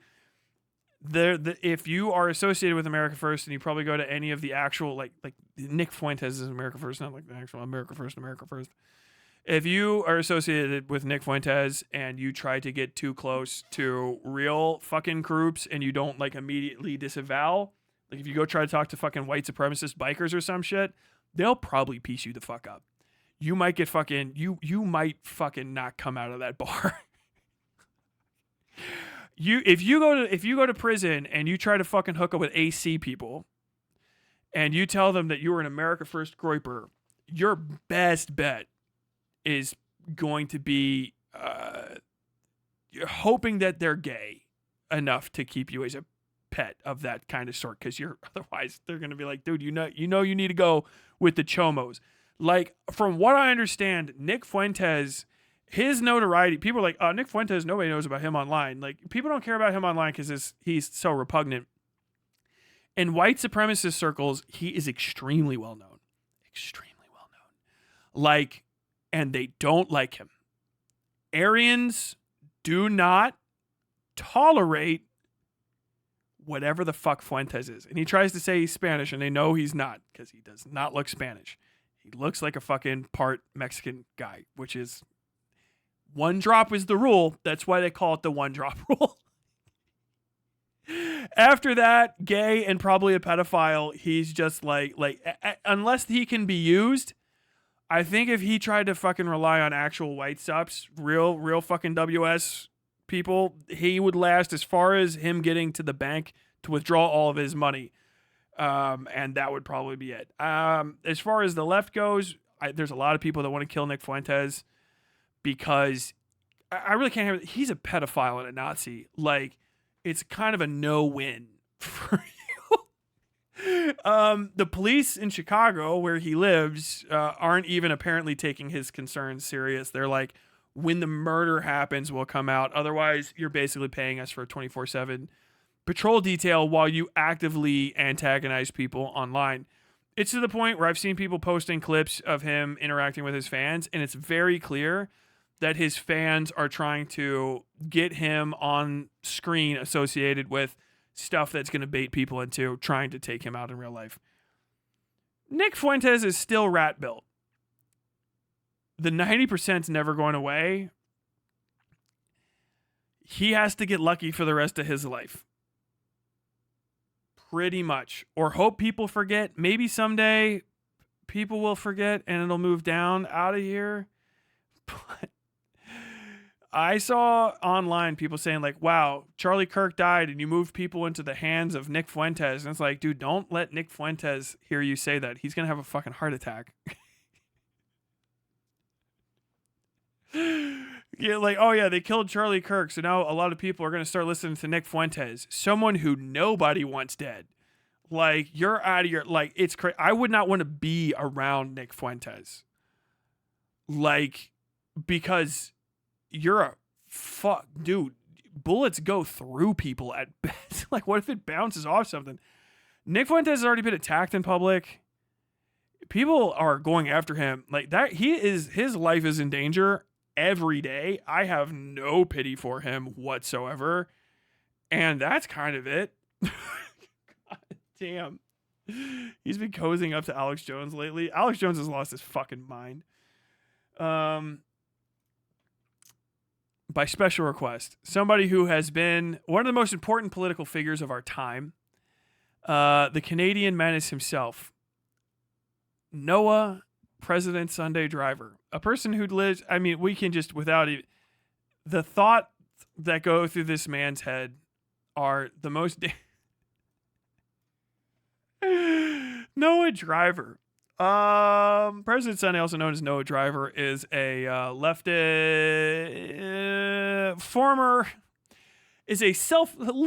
Driver is a self-proclaimed former outright Christo-fascist who can quote Mein Kampf and does still own a copy for good reasons that he will tell you when he eventually watches this and gets huffy with me.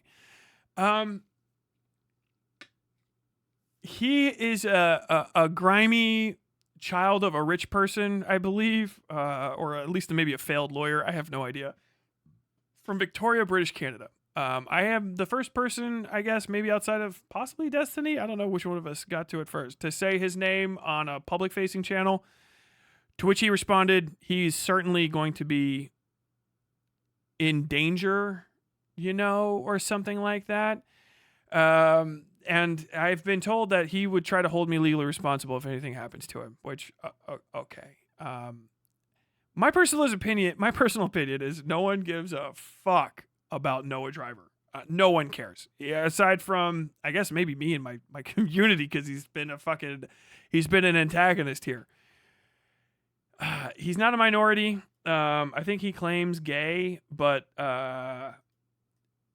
he's whatever kind of gay he is, it's the unwashed ass, looks like a fucking McPoyle kind. So I can't even give you like visibly. I think you would have to tell somebody that while they're literally on the hunt for gay people, and then you have to like, no, I really am. He comes off as just your average fucking self-important rich white cunt to me. I don't think anything that he says anybody gives a fuck about.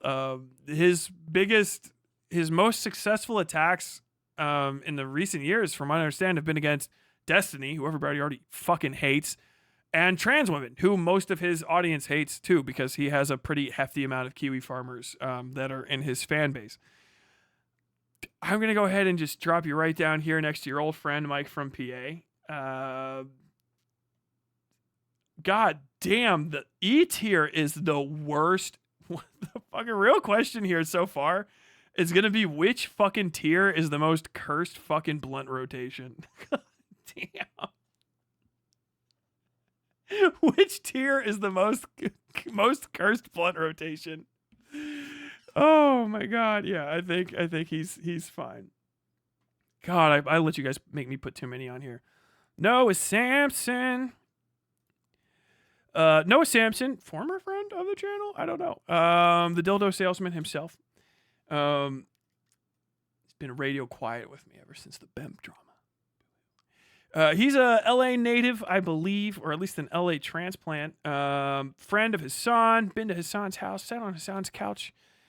Former football player, leftist, probably one of the better people doing weekly, or at least he was doing weekly, kind of like news update commentary videos on what's going on. That I think he actually is one of the few people I've seen credit news people when he talks about them.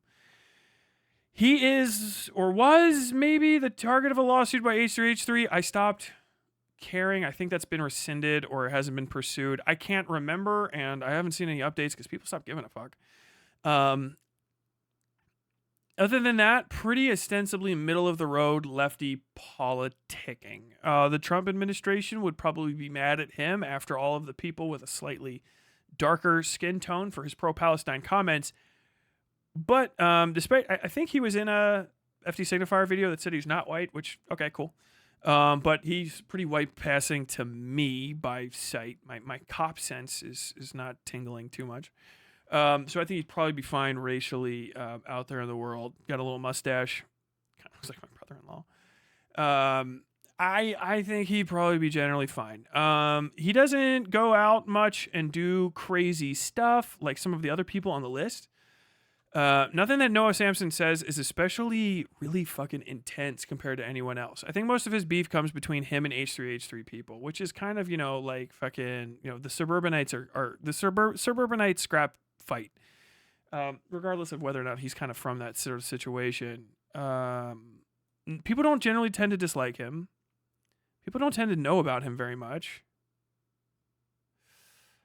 Yeah, I would say, well, he does hang out with Hassan. I would say that's pretty much it. He's in Hassan's house sometimes, so if he's visiting when somebody decides to take a pot shot at Hassan, he might take the stray. Catching strays, I guess, will put you in the D tier. God damn it, dude! How many more of these do I have? Alex Jones. Alex Jones. Alex Jones, I'm gonna fucking throw up in the. No, I think Alex Jones is in the wash tier. Alex Jones is an internet's conspiracy theorist and kind of disgraced former biggest guy in right-wing talking points. But he lost the Sandy Hook fights and sort of fell off the map and lost his mind afterwards. It was very embarrassing for him. His wife divorced him. He lost a lot of money that way. He's losing a lot of money. Kind of all of his big wins have just been other people's shortfallings when it comes to chopping his corpse to pieces.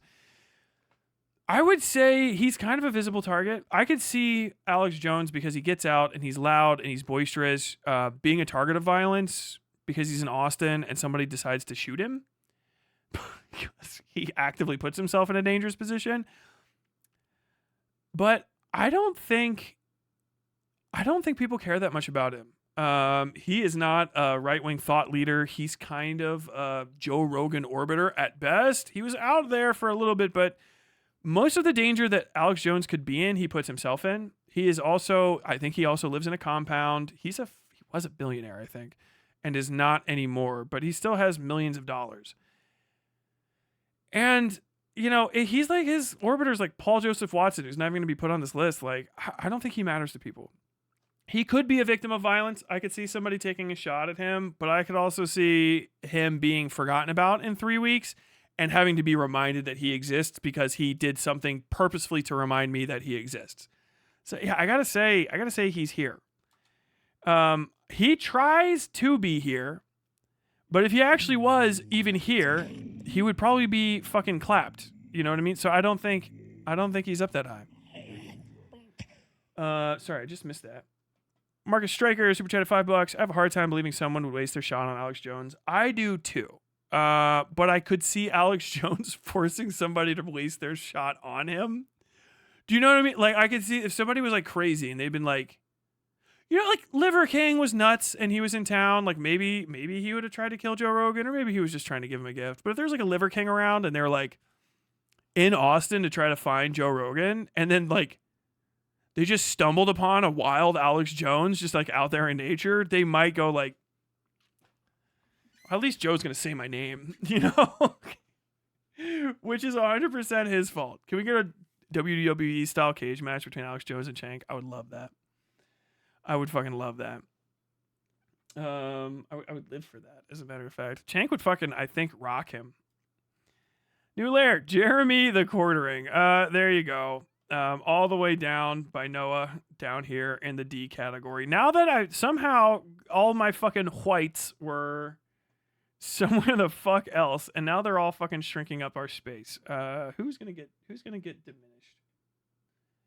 I gotta go through here, and I've got to fucking shrink up. Jeremy the Quartering is a guy that talks on the internet about like right-wing movies and stuff, and parrots right-wing talking points, but is not in his own right a particularly valuable political voice. He is not like Charlie Kirk, where he's like created this successful propaganda agency in order to push his rhetoric onto people and try to convince like young people to take up or to engage in violence and stuff against fucking trans people or whatever. Like he's just a guy that says things that other people have, and really I think just got super lucky in the great griftening. Yeah, I'm just gonna shrink your head a little bit, make you skinnier. There you go. He just, I think, got super lucky, is what it is. And there's a lot of people that try to do what he did, and he just happened to be, like an Asmongold precursor. But I don't even see people getting mad at him anymore. I think it drives him crazy a little bit. Because I do believe, to no small degree, that I think he thought he was more important than he is to this whole thing. And he really just isn't. He's a pretty forgettable name in politics. Pretty miss me with that energy. Where's Mike? Mike from PA. God damn, I'm glad. I almost thought I almost decided not to label these, and now I can see every single one of them in my selection screen because I have. Yeah, white people list. This reverse bell curve is insane work. It's fucking bonkers. Quartering is the first step of the pipeline. Sure, but like he's not dangerous. Do you know what I mean? Like he's not. Quartering would send you to anybody. If there was a Charlie Kirk who's basically like fucking the proto-Nazi type guy who's teaching about replacement theory and fucking like actively bringing on fucking anti-Jewish sentiment, fucking spewing people and talking about black people can't be pilots because they're black, not good pilots. Why didn't we say that, did I? You know, that's one thing. But Quartering could have sent you to just anybody. Like he could have sent you to a fucking Archcast who says a lot of the same things, but is worthless. Do you know what I mean? Like the guy can't organize. Charlie Kirk was dangerous because he could organize. He put together a whole fucking propaganda machine. Like he did a pretty solid job of creating the political change he wanted to see in the world. It was just, you know, Nazi shit. So it's not good. Whereas with these other people, like, yeah, I feel like you're an actual grifto fascist. Charlie Kirk, I don't think was a grifter. Charlie Kirk was the real deal. An actual goddamn fucking crypto Nazi. Past tense. Whereas, you know, somebody like an Archcast or something, they're play pretend Nazis, but like, you know, no one's going to select them. And he can't really build it. He can't even fucking not lose to fucking Games Workshop. You know what I mean? You got to pay fucking prostitutes to come hang out with you. Weak sauce shit. Moving on. Which is why he didn't even make this list as an attempt. Sam Seder, I think, is a person that's in a shockingly large amount of danger. Maybe not as much as everybody else. I think Sam Seder's a smart guy. Sam Seder does go and do public events. He has been on stage with Charlie Kirk. And, you know, people hate him because he's Jewish.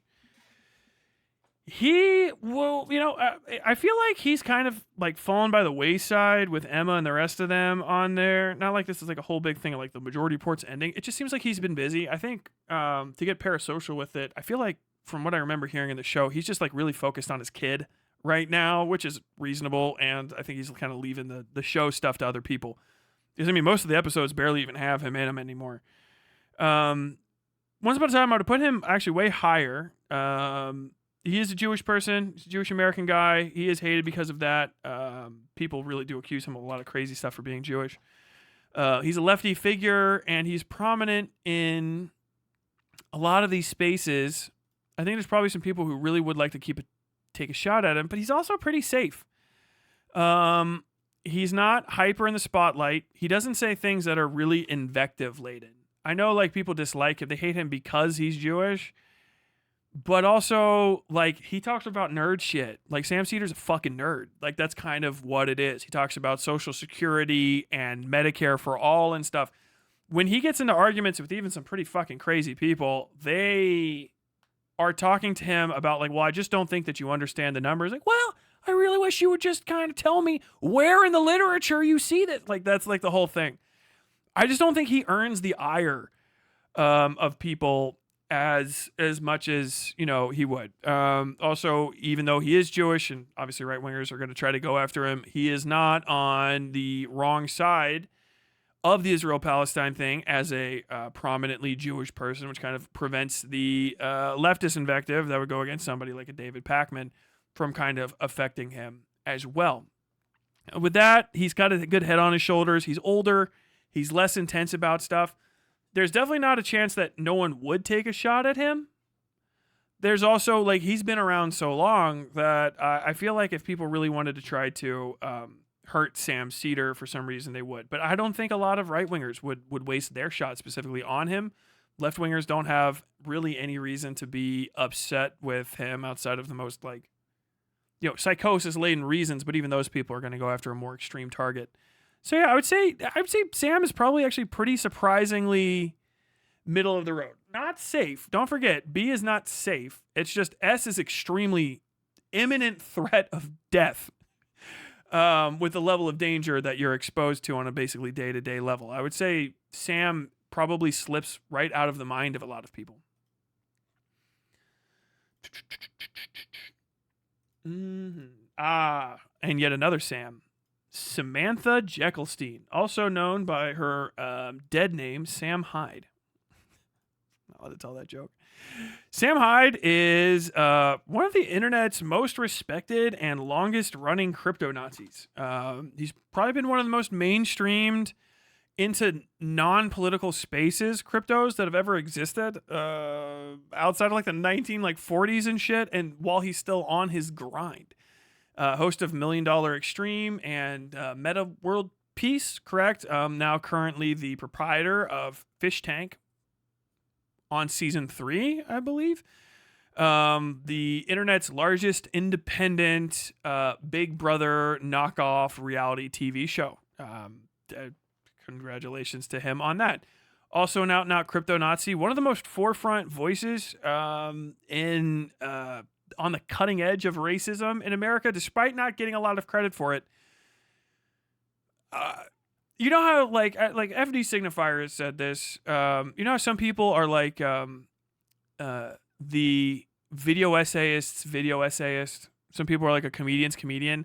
Sam Hyde is the crypto's crypto. He does crypto fascism so good that he really does need other cryptos around him to kind of explain, like, while he's operating on a cerebral level. He is really good at racism and really good at propagating racist thought. He's usually really ahead of the curve in understanding what people want and taking advantage of that. A lot of what people give Nick Fuentes credit for, Sam Hyde does and gets away with. Scot-free. Go look at my video, Destiny losing a debate to a literal pre-recorded video of Sam Hyde. He is like my white whale. Yeah, I think about him all the time. Sam, I'm thinking about you right now, buddy. For other reasons, I would say he's not in as much danger as other people because he really just is not known for what he is as well as other people, as well as he should be. A lot of the predictions I get based on racism, I get from paying strict attention to his community and seeing what the fuck they've got going on. And people that are around him, and they're highly predictive of the senses and the sense of taste, the sensibilities and taste of racism to come. They're usually pretty ahead of it. They're on it about, like, you know, when you could have predicted the entire transgender genocide push by right-wingers in the mainstream by seeing kind of what Sam Hyde was working with a few years before that came out. He was ahead of Gamergate before Gamergate came on. Now, I know it's not like he's a great boogeyman. The guy is just a talented racist. He's talented at racism, all right? That doesn't mean he's like a fucking, like, you know, super Hitler or whatever, or that if you hurt him, anything would be fixed. He is sort of a non-entity. He's a Kissinger without a Nixon. Now that could change, you know what I mean? But I don't think it would really work because of kind of how he is. It'd take a lot to explain. What Charlie Kirk would be and kind of was, if you know more about Charlie Kirk, he was like a personal aide to like Donald Trump Jr. He's a personal friend to the Trump family. He really helped them a lot, unironically, with messaging in the way that a good sycophant does. I don't know who the fuck you could find that would be an equivalent to that to Sam Hyde, because most traditional politicians wouldn't tolerate him. And you would need really a Trump that was young, aggressive, and built better even than Trump to handle a Sam Hyde on your team. Sam Hyde is built to be on like the Hitler main squad. I'm not really fucking with you. This isn't like actually a joke. He would be your fucking actual like Himmler. He would be your actual like Goebbels. Like he's on the fucking meta level of that shit. Like he's up there. But you need a fucking Hitler, which is a fucking 1 in a billion fucking draw to find somebody that's that fucking skitzed out, but also just together enough to take advantage of a weird time in history to become literally that one guy. It's impressive. And I think really what he's doing is biding his time. But people don't know that about him. Mostly they just see him for making his entertainment products, which he uses to slowly but surely expand his reach to people and create an ongoing legacy of legitimate content in which to approach ongoing series of fans to maintain a direct connection to the mainstream. Obviously, he's also like a Bitcoin and financial instrument con artist is probably a bit generous. Scammer might be in the better, but like he's in that world of Bitcoin trading and stuff. I've heard he's over leveraged. I've heard a lot of things about Sam Hyde. He is a massive proponent of Querdenken, parallel thinking, theory, whatever the hell you would have called that before the 2020s. But it's very much in the line of that's bullshit, but I believe it. Providing a story that you just want to hear because whatever the truth is trash. Nobody cares about that anyway. So that's what he gives to people, while also being entertaining and letting bygones be bygones. He's a time biter. And now I could be wrong about all this, but that's my vibe on him. If you're watching any of this and you're one of these larger or smaller creators or whatever, just keep an eye on the guy, okay? And learn how things work. One of the biggest blows to us ever is going to be that fucking Hassan Piker didn't fight him. Not kidding. That would be, if the worst comes to worst, somebody's going to read a book by my insignificant ass that's actually important years after and go like, fuck, Tyler Bell was on it for that one specific thing. But either way, Sam Hyde. He's out there, he's around. Sam is surrounded at all times by sycophants and weirdos who are heavily armed. He's kind of got his own little crew of fucking schizo brown shirts. I don't know how loyal they are to him. I don't even know which ones are real and which ones aren't, paid or not paid. He's very good at using paid actors, I'm not even fucking kidding, to swell his ranks and kind of inflate the size of his existence in an area. And that doesn't mean he's fucking like bulletproof, literally or figuratively in a comedic sense, as Harlan Williams showed us. But he's a tough nut to crack. Physically located, probably all over the fucking place. He might be bunkered down. He seems like he's got people's ears to the ground, and he kind of strikes me as somebody that kind of understands how irritated people are by him, enjoys it, and is prepared for it. I could be wrong, but I try to err on the side of, if I was wrong, what nets me the best possible end result. So to that, I would say the possibility of a life-threatening attack on him that he would be at risk of is fairly low. I think that Sam Hyde is down here in the 30 to 44%. And unironically, it should probably be higher, but nobody knows about him or cares about him. Much to the deficit of all. Bro's a real-life Batman villain. He's definitely like a multi-season issue. Now, speaking of Batman villains, everybody's favorite guy, Shadiversity.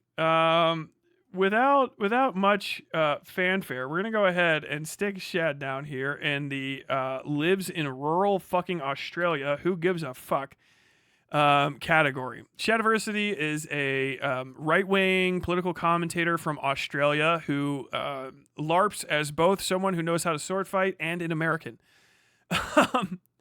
He really likes that American YouTube money. I'm actually going to be talking about him either tomorrow or the day after or Monday because his channel's dying yet again. But other than that, no one knows about him. No one cares about him except for us. He's a lolcow. He's fun. I don't think anybody would hurt him or that he would even present himself in a situation where he could be harmed. I think he's completely insulated. I think he's completely insulated from harm because he does do the thing. He lives out in the fucking boonies in a house that's nice and far from the road. I think so. From what I understand, he wanted to build a castle on all the land he bought. So I guess we'll see. Steve Crowder. Steve fucking Crowder. Steven Crowder is apparently still making videos. I think I just double checked before I watched this. Another Canadian, he is actually what we would call a Canadian American, who moved to America in order to be kind of a less influential, less successful, and overall less Christian version of what Charlie Kirk was at the end. He's racist as fuck. He's definitely gay. He's one of the gayest people I've ever seen in my life. Where Charlie Kirk had unfuckable loser with weird teeth energy to kind of separate him from women in general. Steven Crowder is a closet homosexual, and everybody knows. And I think it's kind of kept him away from the mainstream. That and the fact that he really is not an American. So when he starts talking about American politics, outside of say the line, you racist fuck, there's not a lot of value to him. He has gay guy energy when he goes out and talks to people, which can be actually very off-putting to more conservative individuals. And his life is an anti-Christian mess of being just a fucking embarrassment and going around and touching people with his dick. Madison Cawthon, who people may remember from being that one crippled racist in Congress, you know? You remember him? He stood up. And everyone's like, oh, man, so you lost your legs for this country. And he's like, oh, no, I never served. I got hurt in a swimming accident or a car crash or some shit. Boop. And he disappeared. Madison Cawthon was around this guy talking about how he's fucking weird. And Madison Cawthon was also weird and came off a little gay as well. Very strange. He got a divorce from his wife instead of widowing her like a real man.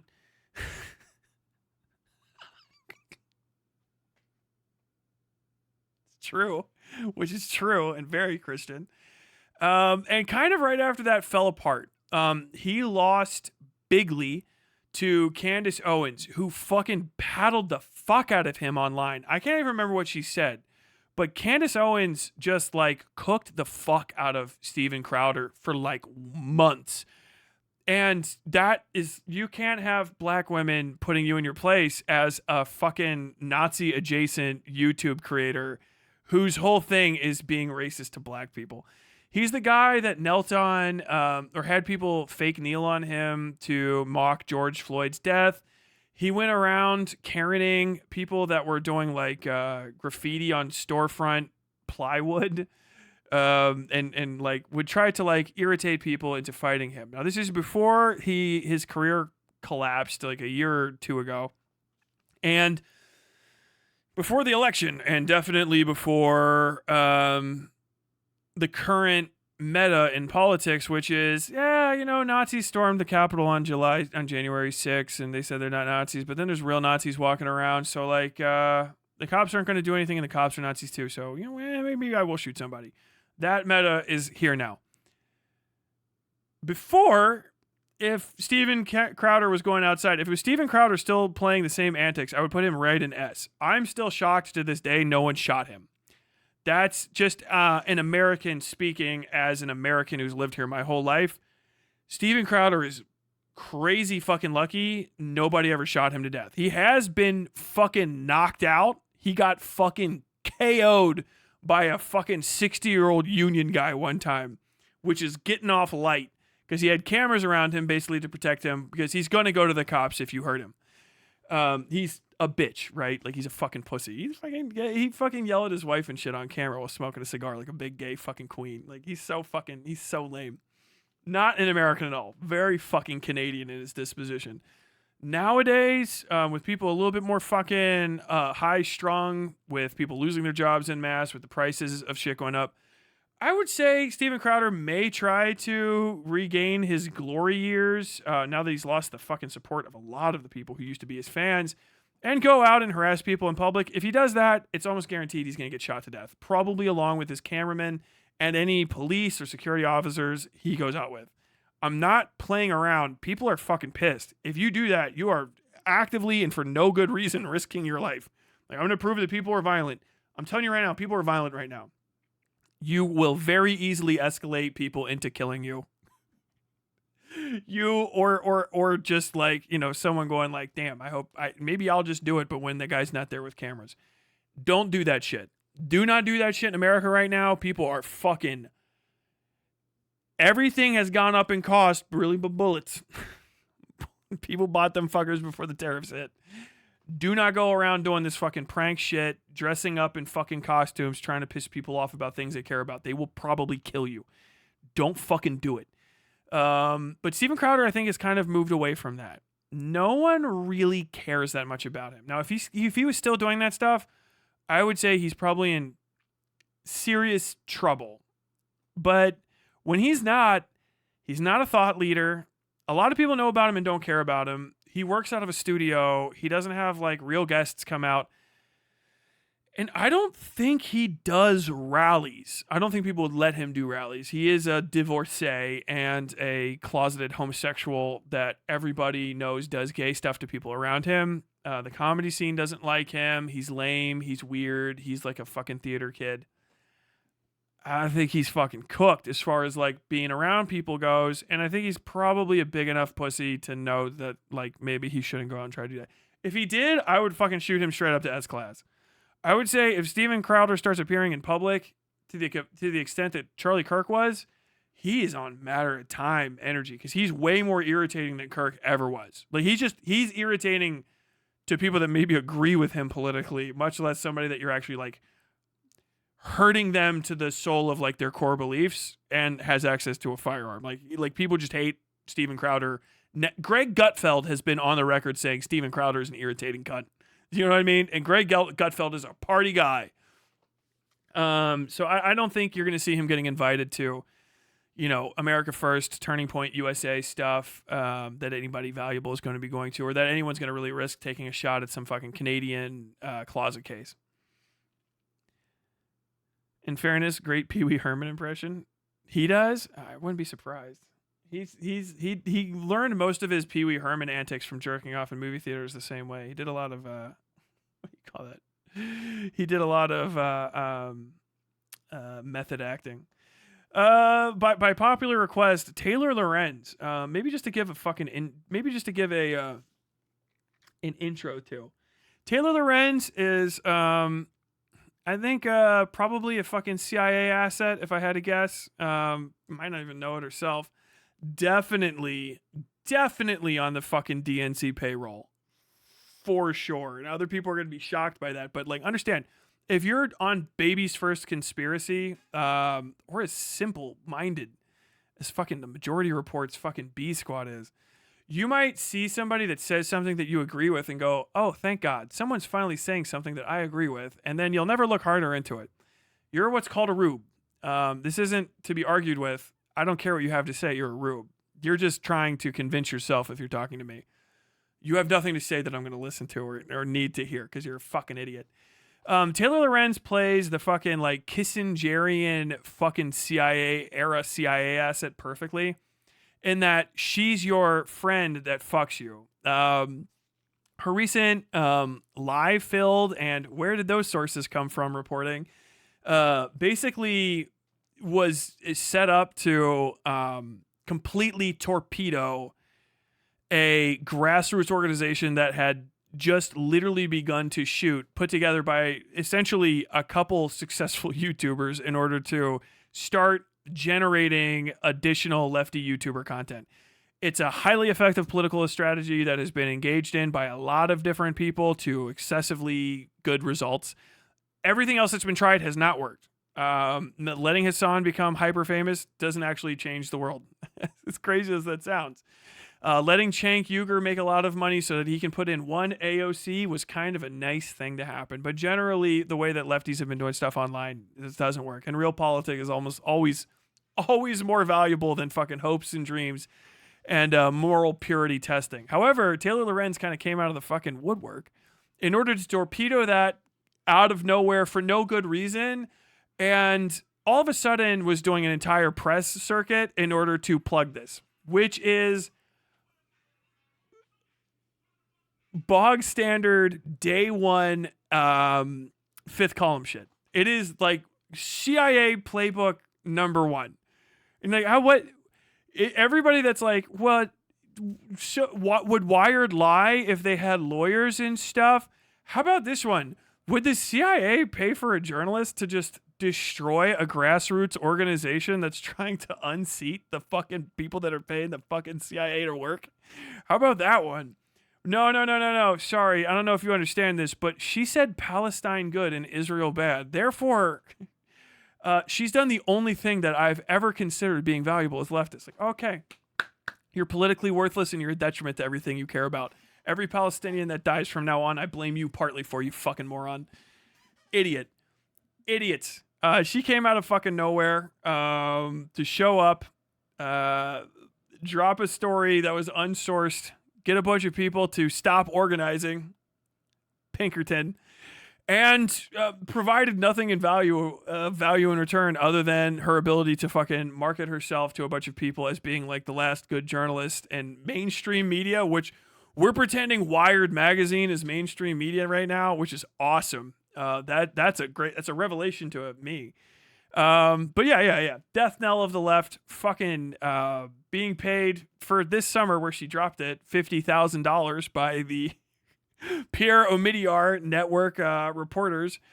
Omidyar's reporters, Pierre Omidyar being the CEO and founder of eBay, former current massive DNC donor, former Republican donor, one of the guys that has paid specifically to keep individuals like Dianne Feinstein and Nancy Pelosi and Joe Biden in office for years. But of course, that has nothing to do. She's just the only good reporter ever. And I really can't hammer this home enough. She said Palestine good and Israel bad, which is literally the only thing you need to say before any other thing that Hassan fan wants to agree with, before they just start believing everything that you say. It's kind of a stupid cunt way to live, but hey, you guys do you. How at risk of immediate personal attack is absolutely not a fucking CIA asset, mainstream reporter / YouTube personality Taylor Lorenz. I would say probably over here in the D range. You know, she is a woman. She has pissed off some people, but despite the fact that she's on Twitter and will probably say, you can tell a lot of death threats, I would say more than likely she's got access to advanced notification. Somebody was upset with her enough to go find her out in real life. Also, politically worthless, valuable to the absolute asset to the establishment. And aside from maybe like if she was in the room when somebody took a shot at Piker, what the fuck? Taylor Lorenz is useless. Like, what the fuck are you fucking talking about? Oh my God. I'd say C maybe, not even remotely. Boo, boo, boo, boo, boo, boo. Theo Vaughn, I think I was requested this, but I'm also just added it. Theo Vaughn, Joe Rogan, Orbiter, and random guy. Theo Vaughn's a comedian who's like our backup Joe Rogan. If the original Joe Rogan experiment fails, he is probably protected at the highest levels. I don't think he's in any remote danger. I would be shocked to find out somebody hit Theo Vaughn. So I'm just going to throw him down there because I had him in here. Tim Dillon. I wanted to talk about Tim Dillon just because he's on my radar, because I think people are trying to push him as being somehow leftist. I don't know how that is. He's one of those people. It's very much like Chud logic. We're like, what do you mean leftist? Do you mean just he does like would not say the N-word really or something? Or like one time he went like, I don't know, Trump's like kind of ass. You know, the fuck are you talking about? White guy stays in his house all the time. I don't think anybody knows who he is. I don't think he's in any remote danger of being hurt by anyone who doesn't like already just hate him for stand-up comedy or something. Timmer.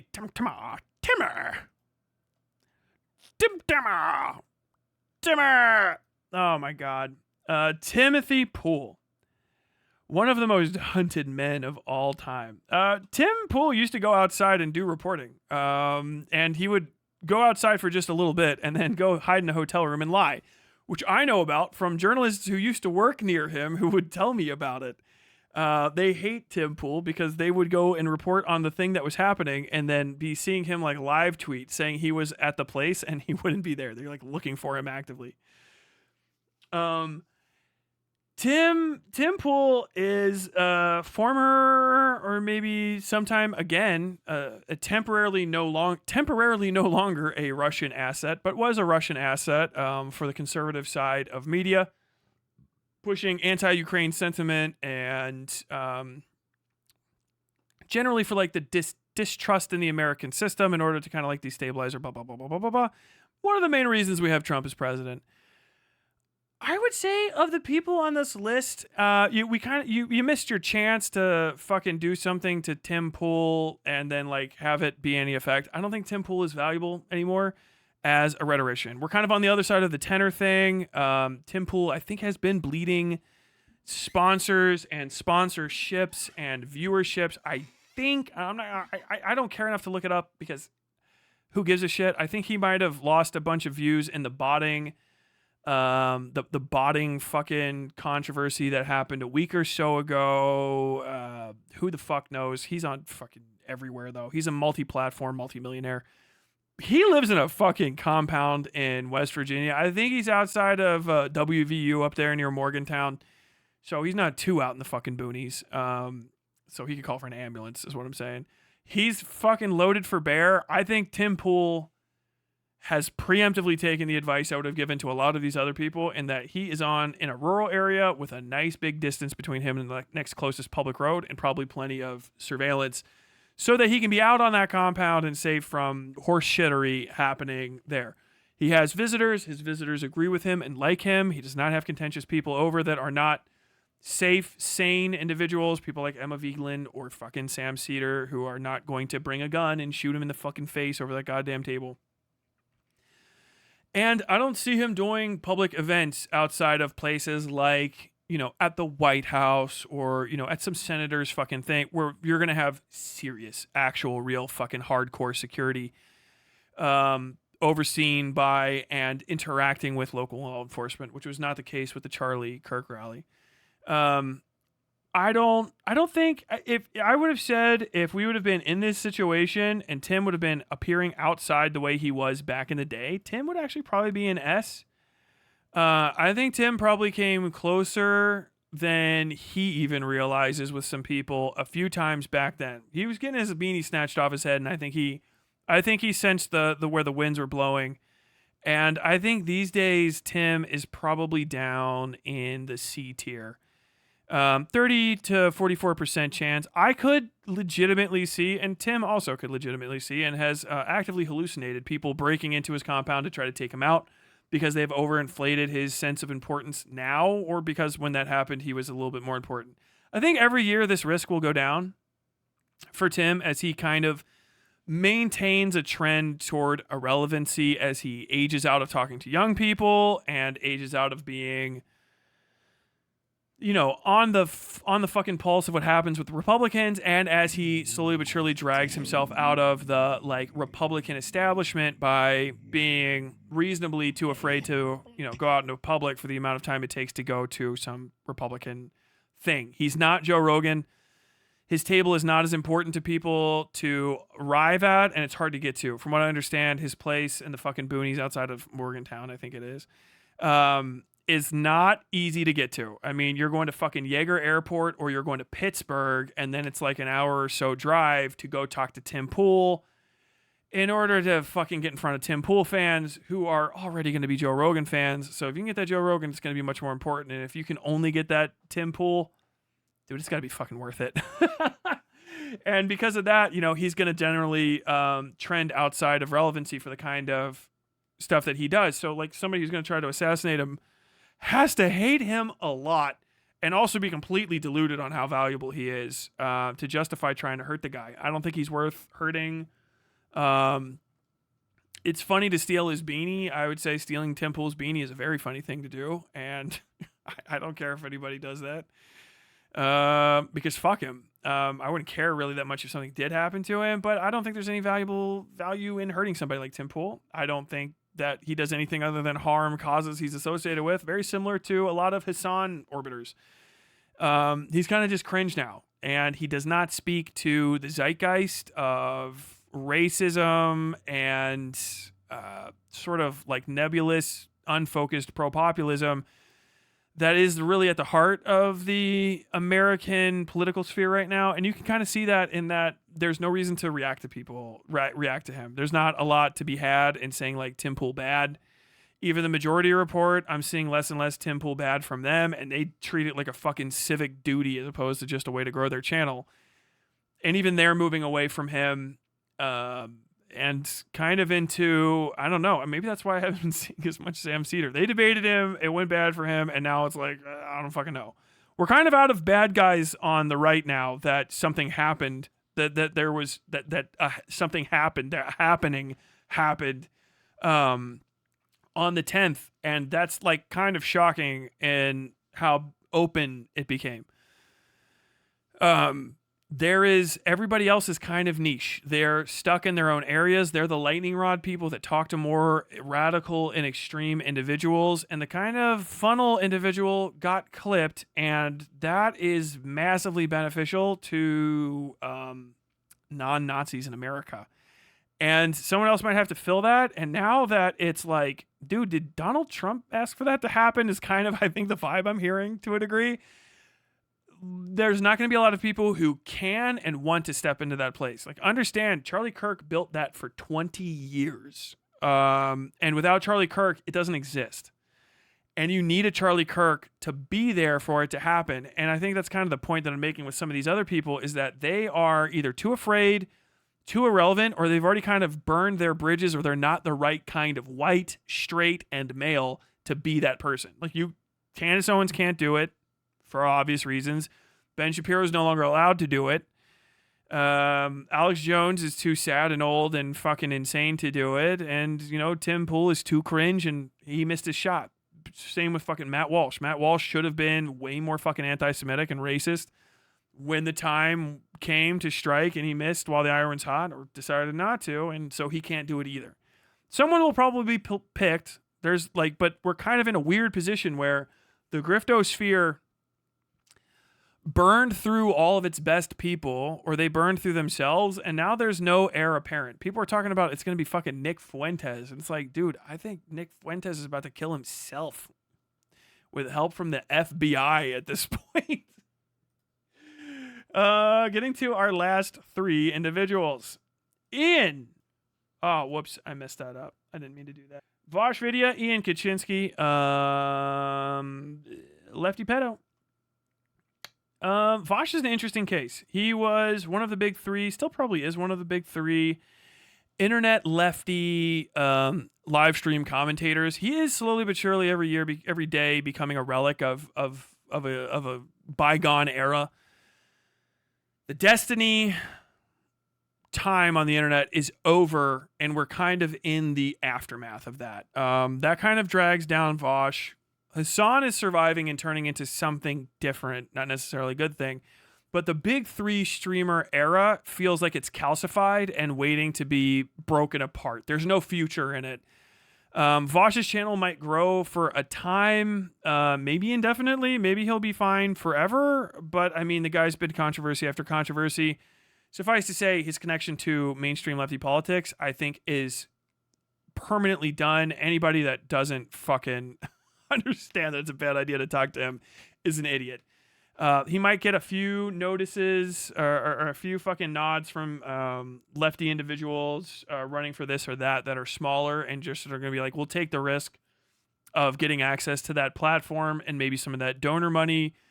But as far as mainstream candidates that are large, your AOCs, your fucking Ilhan Omar's, fucking Bernie Sanders, I think that they're going to play it smart and not associate with him. And if they do, it's going to be because one of their fucking aides lied to them and got them fucked up. And this isn't a permanent spot yet. Vosh, I would say, is in a pretty substantial amount of danger from a unbelievably tiny amount of people who I think increasingly care about him less. Vosh is engaged in lolicon. He is, as far as I'm concerned, a fucking pedophile. If you don't share that definition, that's on you, not me. He's political cancer, and he's really fucking gross and irritating. However, he's also kind of politically irrelevant.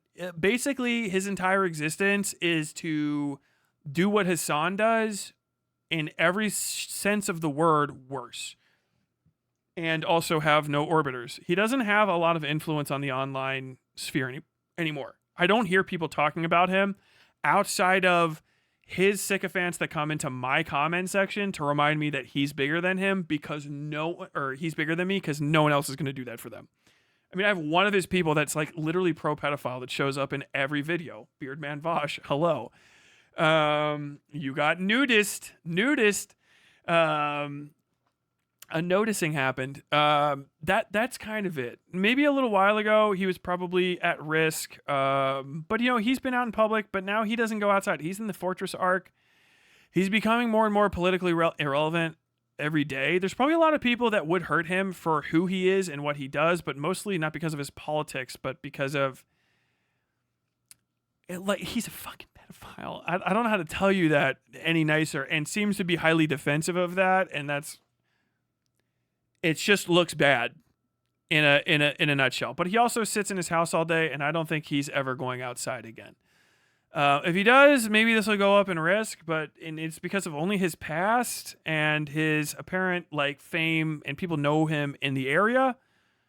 Yeah, he's probably at some non-extraordinary risk of personal harm, but I don't see anybody taking the time out of their day to hurt him unless they have a personal vendetta. As far as when it gets to like the great anonymous mass of people, him generating new people or generating especially talented or like dedicated people to come fuck with him is going to be such a personal issue that it would be definitely way down here in the D tier. And from what I understand, he recently moved and was malding about it to not be there. But yeah, I don't see him being particularly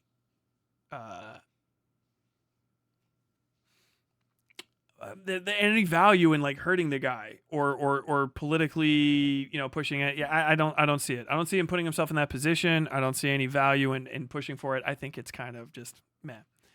But he is known to some small degree, so I could see some opportunist thinking about him and then like seeing him outdoors somewhere and going like, I don't really give a shit about Sunday dinner, and fucking, clocking out right then.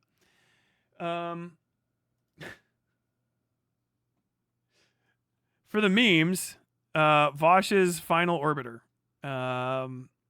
noted fella, Xander Hall.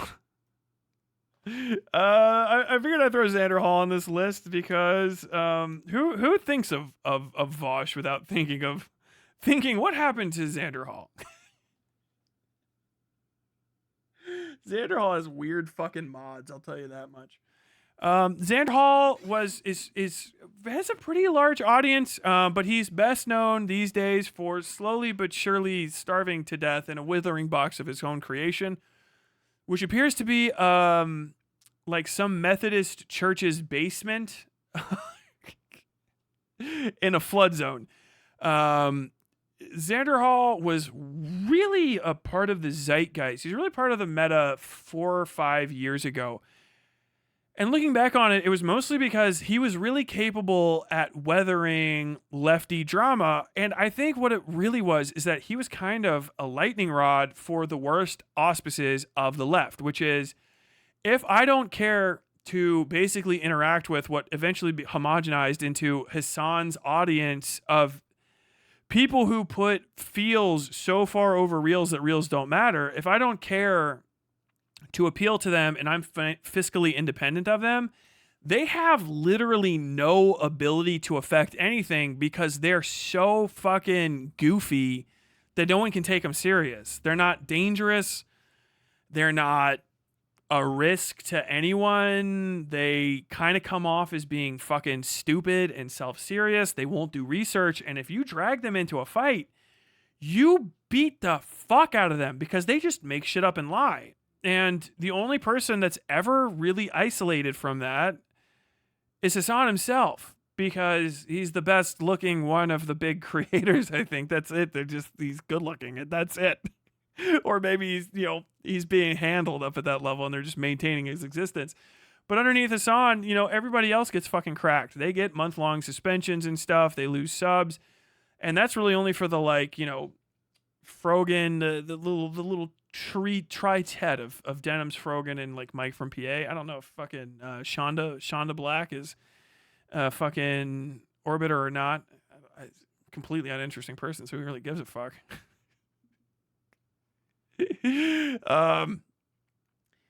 But like everybody that's smaller than that, even they just get eaten up. They get turned like overnight into lolcows. Commentary devours them. Right wingers fucking annihilate them. And so you kind of see that like there's this bubble that is Hassan, and underneath it is like people that don't know how to actually formulate a logical reasoned argument. Not like, oh, facts and logic, but like literally like Aristotelian logic, like literally like A plus B equals C. Like Pythagoras figured out how to do. He turned triangles. He figured that out. Well, you can do that with words. It's called logic. It's how your computer works. And I think Xander Hall was really kind of like a lightning rod for exposing like, holy fuck, this is just an entire ecosystem of paper tigers. Like they can't do shit. You can try to appeal to them, but it's kind of pointless. Like they're politically worthless. A lot of them don't seem like they vote. They argue on behalf of not voting. Oh, you're repeating the not voting lie. And then like somebody will play you the clips of people going like, if you don't want to vote, if you're not going to vote, I voted, but like, I understand why people would. You play the clips and they just won't put it together in their heads because they just want to hear the thing. And you're like, oh, fuck, they're cooked. Which is fine on the right. The right already has that because the right doesn't need you to think. The right just needs you to vote enough to destroy democracy. The left actually needs you to be able to operate shit once we win. Like the only thing that the left has is being right. The only thing that the right has is being powerful enough to ignore you. And so like what Xander Hall really did was present the reality of these lefties got nothing. Like that's crazy. Like the biggest L Xander Hall ever took was a valid crash out. That ended the career of the person who exposed him by virtue of fucking by virtue of connection to the amount of attention she got for it. Like it's kind of crazy. Like there actually needs to be, if someone gave a fuck, only I care about stuff like this. If someone gave a fuck, there could be a pretty good fucking video essay on like Xander Hall's bizarre influence on the left that he couldn't really like parlay into a lot of attention for himself outside of like the most negative stuff, period. And he really couldn't turn it into enough influence to be like, hey, I'm going to fucking expand the left. And I know he had his dreams of quail and streamer houses that don't seem to have come true. And he seems to have just be Asmongold that picks up his plates. But like, I still have some respect for that arc. There's a lot to be learned from it. It's very, very interesting. This stream has been posted to a Kiwi Farms friend based. Welcome. So yeah, I would say literally no risk. He's down here. He lives in a basement. I don't think anybody cares about Xander Hall anymore. Xander Hall is I think the quote is Xander Hall is at best a threat to himself. You know what I mean? Like I don't even think he would actually go all the way to Canada to kill Keffels. Keffels, call the police. Xander Hall's on a red-eye flight to Ireland. He's serious. Oh my god, bro. Okay, finally, one last person. Oh, is that what my face is gonna look like? Jesus fucking Tyler. It's always scary doing a fucking threat assessment of yourself. So what is the risk of something happening to little old me? Not insignificant. To quote Workakai, your information's already on Kiwi Farms. Oh my god. I've always known that I can be found everywhere. And I've always been public where I am. I'm the final member. It's me. Look at my stupid fucking face, dude. Why did I do this to myself? I am not famous at all. I really am not. I'm not very influential. I think I irritate some people. I think the most dangerous thing I'll ever have done up to this point is probably this list, because this is usually the sort of thing where someone goes, they do a little bit of noticing, and then they go like, hey, what if you, bitch? You know what I mean? And they get fucking excited. If anything, I would say I'm probably most at risk for some sort of like state violence, like somebody like swatting me or something. But I'm noided. I am one of the most paranoid people I know. That's why I have a lot of respect for paranoid people. I think it's just because even if it's not accurate, it feels nice to have someone else be just as like jittering small dog energy as you sometimes have. I'm not even to 20K subs yet. I know for a fact through very interesting ways that there's a lot of large streamers that know me by name and fucking hate me and have blacklisted me, which is fine because, I guess if I was a pedophile, I would do that too. And so, that's it. But physically in public, I am pushing 300 pounds. I like to think of that. I'm actually just right around 265 right now, I think. 6'4", former Marine. I am pushing 40, but statistically speaking, if you're alive and a person, you got to be a pretty rare specimen for me not to be able to fucking just, get you.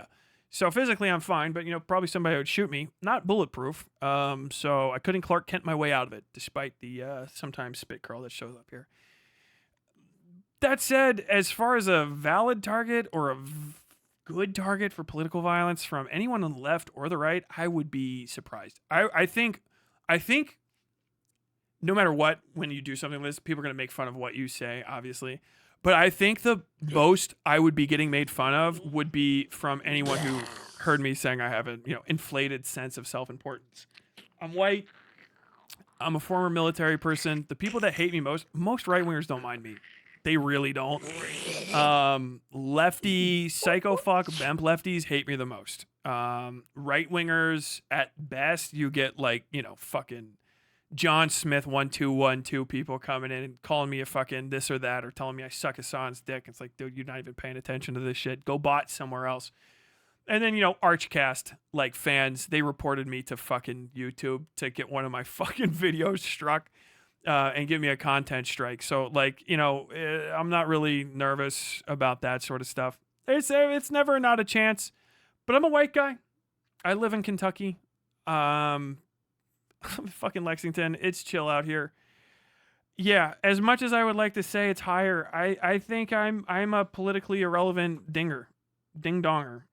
Worst thing that would probably ever happen to my dumb ass, unless I got way fucking bigger, would probably be somebody trying to call the cops on me in order to try to get the cops to bust in, the fucking psycho ex-Marine is murdering his wife. Go in there and start shooting. It'd be something stupid like that. I can't think of Lore Lodge? like a Lore Lodge fan, this and that. It's crazy. Most fucking political violence is done by right-wingers. And despite my standpoints, I come off pretty sympathetic to them in a way that I think a lot of lefties try not to for no apparent reason. There might be some that are psycho fucks, and it only takes one, but I just don't have the audience. I don't have the impact, and I'm not anywhere near irritating enough. I'm talking you have to be going out and actively trying to fucking instigate a fight, you know what I mean, in public with people. Maybe, but I mean who the fuck is gonna go to jail for fucking putting one through me? I kind of be honored that that's what you did. Why you're a fucking idiot, dude. What a waste of time. No, my internet's still up. It sounded like John Mulaney reporting you. But this is it, man. Lore Lodge drive-by would be insane. This is it. This is the list. This is my political death pool threat list. Going through from top to bottom to re-explain the tiers here at the end. 5 Kiwi farmers watching this stupid shit. I don't even know how many people are viewing right now. I don't ever pay enough attention. In my S tier, with a more than likely possibility of having some sort of immediate physical attack against you, we have Candace Owens, Ben Shapiro, ContraPoints, Dead Domain, Destiny, Denims, Dylan Burns, Ethan Klein, the entire cast supporting cast of the H3 podcast, FD Signifier, Nick Fuentes, and Hassan Piker. Now, not everybody, this tier comprises a series of percentages from 91 to, what do you call percent? Oh, fuck, I just realized I didn't include this correctly. I just realized my percentages are completely off. There might be actually, yeah, probably half of these people would be in the 75 to 90. I forgot 75 to 90. That's why this is so overcrowded. Oh, I'm a fucking dipshit. Oh well. Nobody's in the 75 to 90. 75 to 90 would more realistically be maybe Ben Shapiro. Honestly, no, I'll keep it. Yeah, actually, kind of. That's a dead zone. Almost certain, but no. Yeah, that's actually kind of a dead zone. Yeah, Fuentes, it's a matter of fucking time. Hassan, it's a matter of fucking time. Destiny, same. Ethan, if he doesn't fucking chill out, his cast, if they don't fucking either leave or have him chill out. Denims, maybe Denims would probably be down in the 75. The make a mistake tier. Whoopsie daisy. Everyone else pretty much up there. All the other tiers, I stand by pretty much 100%. B tier is Jerry Springer's tier. Yes. I'd put this together myself. I just wasn't paying enough fucking attention to do the deviations the right way. Yeah, fuck it. This would still be the same. Yeah. Underneath that, we have Asmongold 56 to 74%. This is I could see it happening, but like, no, maybe I wouldn't be surprised. Bad Empanada, David Pakman. For now, David Pakman's a temporary entry. He'd probably go back down once some of this chorus stuff chilled out. Joe Rogan's probably around here until he stops making podcasts. If he decides to retire in the next few years, he's going to go completely out of the fucking running. Here in the mid tier, which is the either I don't have enough information to really fucking say, or I wouldn't be surprised, but also who knows? I put Brian Tyler Cohen, who I don't know too much about, other than he was also involved in the fucking dark money bullshit. I have Flesh Simulator here as pictured in his Spotify. The most noited up person I think I've seen on YouTube that also has good camera skills. Alex Jones, because Alex Jones should be down here, but he actively tries to endanger himself, but people don't care, so he's in the B tier. Sam Seder, because he's kind of like a semi-retired dad now, and I don't think anybody cares enough to do anything to him. In the C tier, we have Samantha Jekyllstein of the well-known program Fish Stank. She is here because she's a pretty intense crypto fascist. Does a lot of publicly type stuff. Probably has a bunch of people that think of them schizophrenically, but she is kind of generally not known by people enough to actually attract real fucking political violence or from some sort of lefty perspective. David Rubin, sort of similar. I think David Rubin would probably most likely be killed for being a gay guy who adopted kids. Steven Crowder, gay guy who didn't adopt kids. Tim Pool, acts gay, no kids.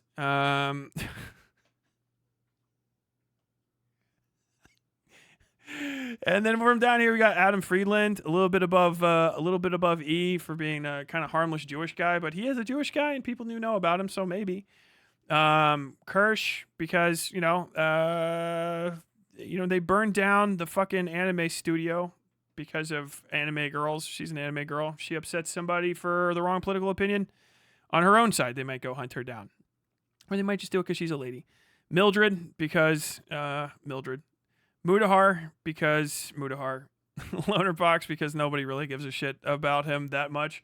And yeah, he'd probably be higher. There's a lot of people who threaten to kill him and stuff, but honestly, they're fucking actually bigger pencil necks than he is, so I don't think so. Noah Samson, I don't think enough people hate to actually care about doing anything to. Taylor Lorenz's fucking handlers over at the CIA probably wouldn't let anything happen to her. Vosh is on his Fortress arc, and I don't think anybody's going to waste their time to go get him. Chud Logic, safe and secure in the UK and or wherever he is spending his money in Thailand at the time. No one cares about Hutch. No one cares about Jordan Peterson. All of these people are too white, irrelevant, or milquetoast to give a fuck about. This is the great white Sargasso Sea down here. And my picture is only bigger than theirs because it's my stream and I don't feel like shrinking myself so that you can stare at me doing this. The fuck that facial expression is.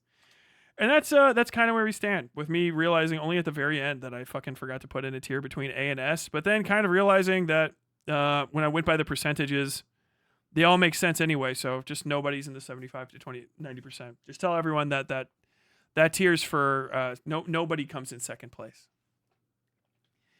And I hope you guys enjoyed it. I gotta read some super chats, but yeah, that's my list. I might go back to that. That might be a fun threat assessments after political violence. Hey, who now? Who next? If you like this stuff, like and subscribe. If you want to see me do a tier list with some, I don't know, fucking politicians or something. These are things I think about. This isn't like it just came out of fucking nowhere. I just thought, like, when I was seeing people react, like, oh my God, this person's next. This person's next. I was like, no, they're not. Who the fuck?